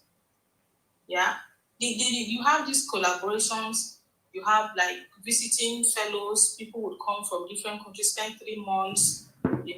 But people from there would go, especially during summer. We thought we could do those things. But nobody, like it's very difficult. Even the me self now that is even Nigeria, there's a project that I'm planning, and I'm like, how am I going to do this? How am I going to travel around? Am I going without being afraid of whether something is going to happen or not? Especially travel. If they said you can't go by road, everything has to be by flight. Even the flight said Nigeria is the only place where you want to travel. Even the same flight, 1 o'clock is not 1 o'clock. I've missed my international flight many times in Nigeria because your flight is 10 p.m. in Lagos. If you're not living in Lagos or Abuja, you live in other states, you need to travel down to catch your flight. You cannot even beat your chest that the flight that is at night, that day, you can leave your town, whatever city. I've missed the flight before. So what we do now is you leave whatever city you're living in, you go to Lagos or Abuja, depending on where you're taking off from, pay for hotel, you take a taxi to the airport because you cannot rely. Maybe now they've changed, I don't know. Now that you're collecting 300,000, maybe you now go by the time. I've arrived in Nigeria before, stayed in Lagos. I arrived 7 a.m. in the morning. Our flight did not depart until 6. I arrived Benin 6. Benin is supposed to be 1 hour. I just sat at the airport, just hopeless there. Those days, you could just take a taxi. God is good, any of those, a baby line. You are back in the room, you travel, you enjoy, you stop by already, you eat on the road. Can people do that now? People cannot enter. And the implication for academy not being able to come to Nigeria is that our graduate students are losing opportunities. I'm talking from a social science perspective. If you're a science student, your lab does not need to be in your country. Or if you're a social science student, you need to, and you're doing research about the people, you need to be able to go there. People at social science, they know there is no graphic, for example, which is a research that allows you, research method that allows you to immerse yourself in the community in order to understand the intricacies of that community, to be able to make statements about them. They take up to 9 months. Which only one at one point immerse yourself for any part of Nigeria for 9 months. People that are so used to living, as I'm talking to you now, I'm outside in my house. I came from work, I did laundry, I checked the weather, there's not going to be rainfall tomorrow. So I'm airing the clothes on the line outside. There's no gates. I'm not afraid that now that my light is on, maybe somebody will come and when are we going to get there? We are talking about, I don't even know. These people should try and educate yourself a little bit and say, if this is what you deserve, this is what they call you think is road. Road is the most basic form of development. It's the most basic, for there are other indicators of development that when you look at it, just know where you can rank this APC. Well, all for politicians, APC, you cannot rank Nigeria by anything. You come out, then you realize just how much more we could do. Did you know the human resources that are outside this country, outside Nigeria? That if we have let's see the knowledge they see, they don't even all have to relocate. The ability for people to come in and out, set up business, set up things, be able to do things. How many people have come to invest and they damage their investment in Nigeria? They post a lot. So people that one, if you think this is the life that you deserve, well and good. May Nigeria happen to you. Me, I like to pray this prayer for people who are supporting this evil. But Nigeria, may Nigeria happen to you and your family. If the healthcare system that we have there is what you deserve, may that healthcare system happen to you. If you say this is the best, APC is doing the best, good. May you enjoy that best. If you think our politicians are giving what you deserve, that their children are all over the world getting the best education I want to do. I went to a public school. I continue to say this. I went to a public school. We didn't have to. There were unitary schools, government schools, federal government schools that myself and my siblings went to. And that happened today. We are talking about rugby student loan in a country that is as endowed as Nigeria with human resources and natural resources. We are talking about increasing taxes. Come and check other oil producing countries. How many did they pay taxes in Dubai? And visa conditions even, the other day my colleague was doing a project in Lagos, so was organizing a symposium, wanted 16 people to come from Lagos to the UK. My colleague, we shared the same office, we were involved in the same thing that brought that girl to the University of Benin before, Benin Teaching Hospital to try to do a project to collaborate. They did not give any of them visa, they said they will run the way. They gave other African country participants visa for the symposium, they didn't give us. I know that these people can weaponize visa to sort of put the country down, the country threatens them. The politics of visa, we all know that. But where can we gain our respect when your so-called president has a drug case? I beg you. Thank you. Thank you very much, Mildred. Thank you very much. I seen Akenje, please unmute your mic. I want to ask you a question. My eyes is staying out. Please, I just say this prayer. Just say this prayer. May Tinubu health care happen to you. Say amen. What sort of prayer is that? Who prays for bad health? No, I don't pray for bad health. I say,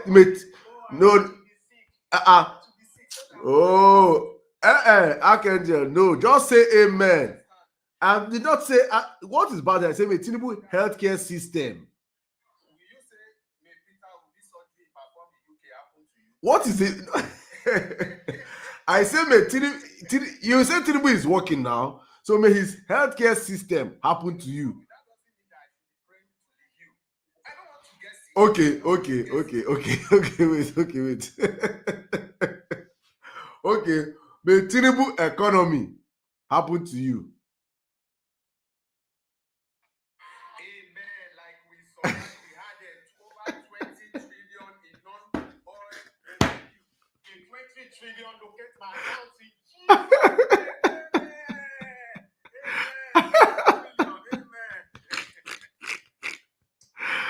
Oh, my brother.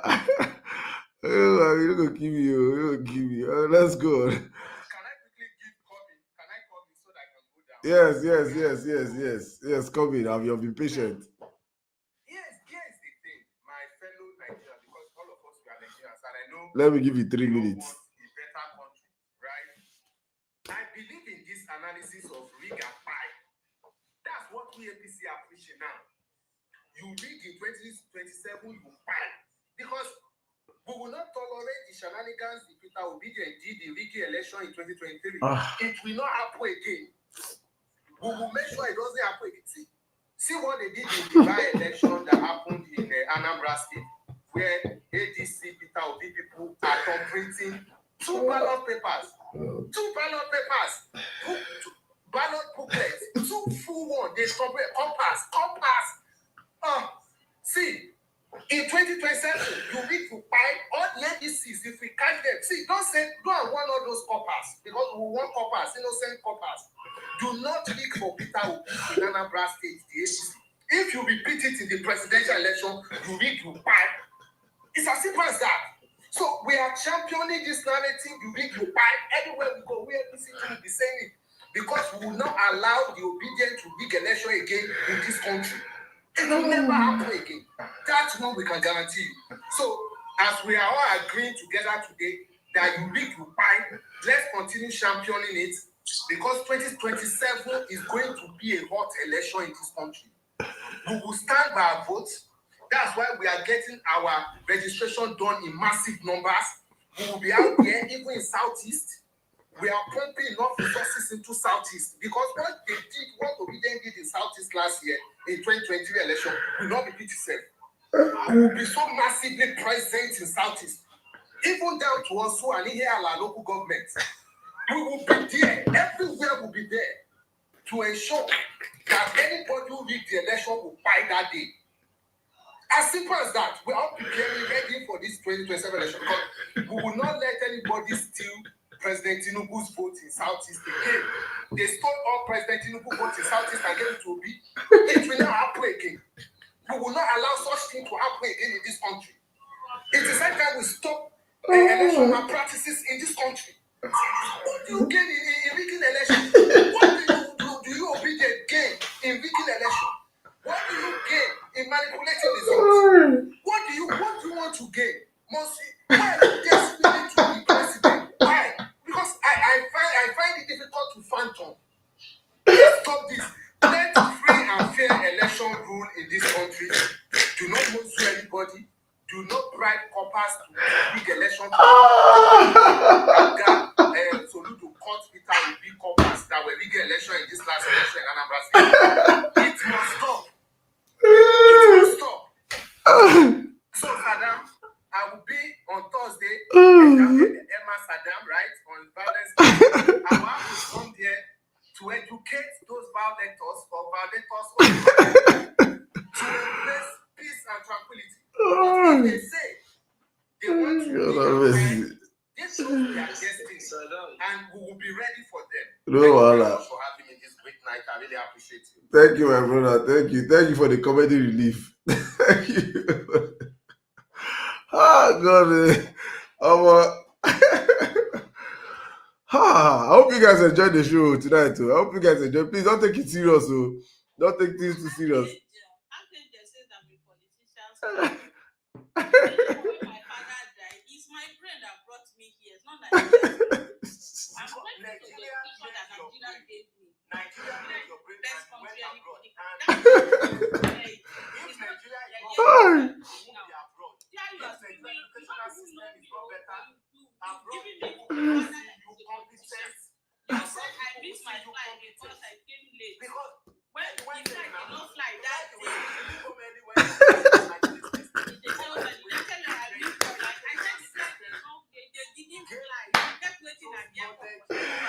Mildred, don't stress yourself, oh, I can't just.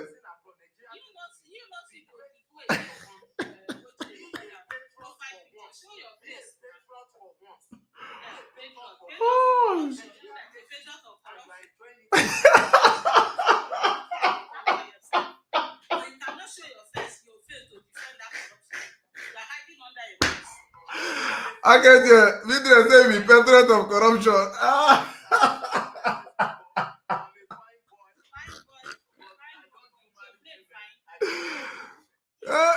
Hey, I can't just. But I won't kill I can't just for me, yo. Mildred, don't do it. Hey. You see why I should not be missing this show? If Tinubu hit you, for morning to night, you come for night like this, you come tell me after that show, I bring Akeje for you. You unwind your stress. What you supposed go pay? You go pay basket mouth, Sabinus. Akeje come and do it for you for free. This is comedy. So when Akeje speaking, just understand this is comedy time.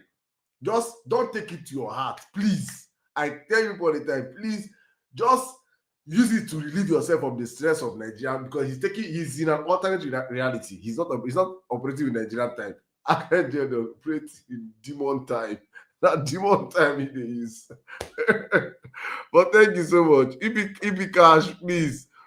Please do this for me in 5 minutes, please. Thank you. Sonny Tech, I know it's not comedy for you, but it's comedy for me. If it paying you, if what Akeje is saying is paying you, if what Akeje is saying is paying you, please, please, I don't know what to say. If you see you want to speak, you can leave the space and come back. But for me, I need this comedy so that I can drain the stress of thinking about the nonsense who he supports. is giving me. I need this comedy time. This 5 minutes of comedy of Akenje. Please, people should not take my time away from me. Thank you. And if you enjoy the comedy, let me see. People they see somebody's comment on X now. Almost Saddam, I know go they miss your show again. Or see comedy. Yeah. People they enjoy Akenje. Waiting they could supposed to pay. They get them for free. Give me cash, please. Come in 5 minutes. Oh, is it my sister said family kitchen where they shout the verse for here? She just I was really bad. Then I just started laughing. You have to get to that point whereby you absorb yourself from his conversation. Just like he's just comedy. But Ibi Cash, can you hear me? Ibi Cash, can you hear me? Are you using Tinubu network? I can hear you. Can you hear me? Yeah, please, 5 minutes, please. Can you hear me? I can hear you, my brother. I'll continue. Hello, Sadak. Can you? I can hear you. Are you also a comedian? Are you also into comedy? Are you also into political comedy? There's a new genre in comedy called political comedy, anchored by Archangel and Sheilo. Are you also in it? It's the same thing we are talking about. APC government is affecting everything in Nigeria, including the network.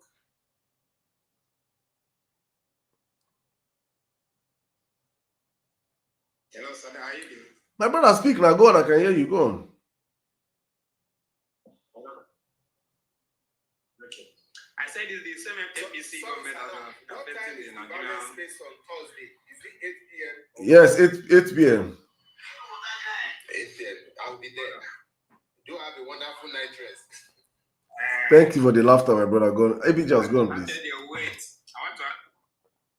No, ask how many questions I beg you. The one who don't laugh, don't be enough for us. No. We don't need any question to give, my brother. Just give your submission, I beg. Because he said he will be there. Yeah, to fight against P2B and against P2B supporters. I was just laughing at him because I know that he himself is a fake.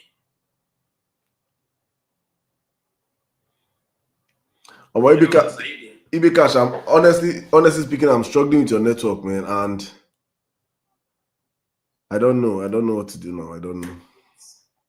Why? I can hear you well, Sha, but I don't know what's wrong with my network this morning. Then keep speaking. If you can hear me, keep speaking. You hear me now? Just keep speaking. Yeah, I can hear you. Keep speaking. So what I'm saying, I was just laughing at India and Chance. If I used to argue with but now I have come to realize that the guy is just doing his job because they paid him for that. And if he does not deliver well, they will not pay him by this month. So he's just trying his best to make sure that he keep on doing his work. For Cham that's saying that Southwest, Tinubu will win in Southwest. I want to ask you a question. Out of 6 regions in Nigeria, who's only in Nigeria? So if Tinubu wins Southwest, just he has won the whole Nigeria. He has won all parts of awards. Because I could remember that during the time of Obasanjo, first and second term, he did not win the Southwest, and he still went ahead and won the election twice. So I don't know how they think sometimes, as if Nigeria is revolving around the Southwest or what. I don't know. So this country, we're talking about bad APC. They are saying that Chance said that what is happening in Nigeria started during PDP regime. And you now ask him to mention one particular thing, one little thing that APC government done for Nigerians. So some bad things. He kept on running around without mentioning any tangible thing. I was like, which kind of man is this guy going to feed up his child or what? Because this guy has blood in his body. My brother, your network is crazy, man. I don't even know. I don't even know, my brother. I don't know. You're falling off, self. All right, guys, man. I think I'll draw the curtain here. I will have tried for today. Honestly, I don't laugh. My belly don't full. I just want to go and sleep right now. I've been so tired and I've had a wonderful time, guys. Thank you so much, all of you that came out tonight. Thank you, my brother Zos. I hope you guys enjoyed the show today. We'll be back again tomorrow, hopefully, to talk about our country as we always do here, 9 p.m. Nigerian time. Please keep a date with us. Come out on time. As I always say, the most important thing for us is to make sure that we keep on speaking. We keep on amplifying the voices of Nigerians, hopefully until Nigerians can stand up and do what is right. We have not done it yet, but I don't think it's something that we cannot do as long as we continue to speak. It's been a mixed space today, serious conversations mixed with humor here and there, but it still boils down to the Nigerian spirit. Yeah. So thank you to all of you that have contributed today. Thank you to all of you that over 200,000 likes. That is amazing. Thank you so much. You guys are great. Thank you so much, my TikTokers. God bless you guys. But we'll be back again tomorrow. I'm just going to start by calling out all my top viewers today. Mama Wakiri, BBC Celebrations, Inne Baby, Money, Family Kitchen, Udo, Ojodomo, EB Cash, Obi for President, Lolo, Roslyn, my brother Zos, thank you so much. Amy Newton, Francis Collins, Frank Charles, J. Atkins, Sonny Tech, Consistent, Uche, JT, Malawi, Chief Boss, Henry Jet, M for Mickey, Breaking News, all of you, my guys on X, I see you guys, Talks, Smoothie J, Vehement, Molotov Doctrine, K Prince, my brother Wellman in Nigeria in YouTube, Anna Jose in YouTube, Linda Yu from YouTube, Victory from YouTube, Africa Man YouTube. I see every one of you on the platform. Thank you so much for your support. Son of Man, AMX, thank you so much, guys. I think you guys are the fuel that keeps this vehicle keep running. So we'll see you guys tomorrow, hopefully 9 p.m. Nigerian time. As I always say on this platform, is for God and for country. Have a great night, guys, and stay safe. Good night.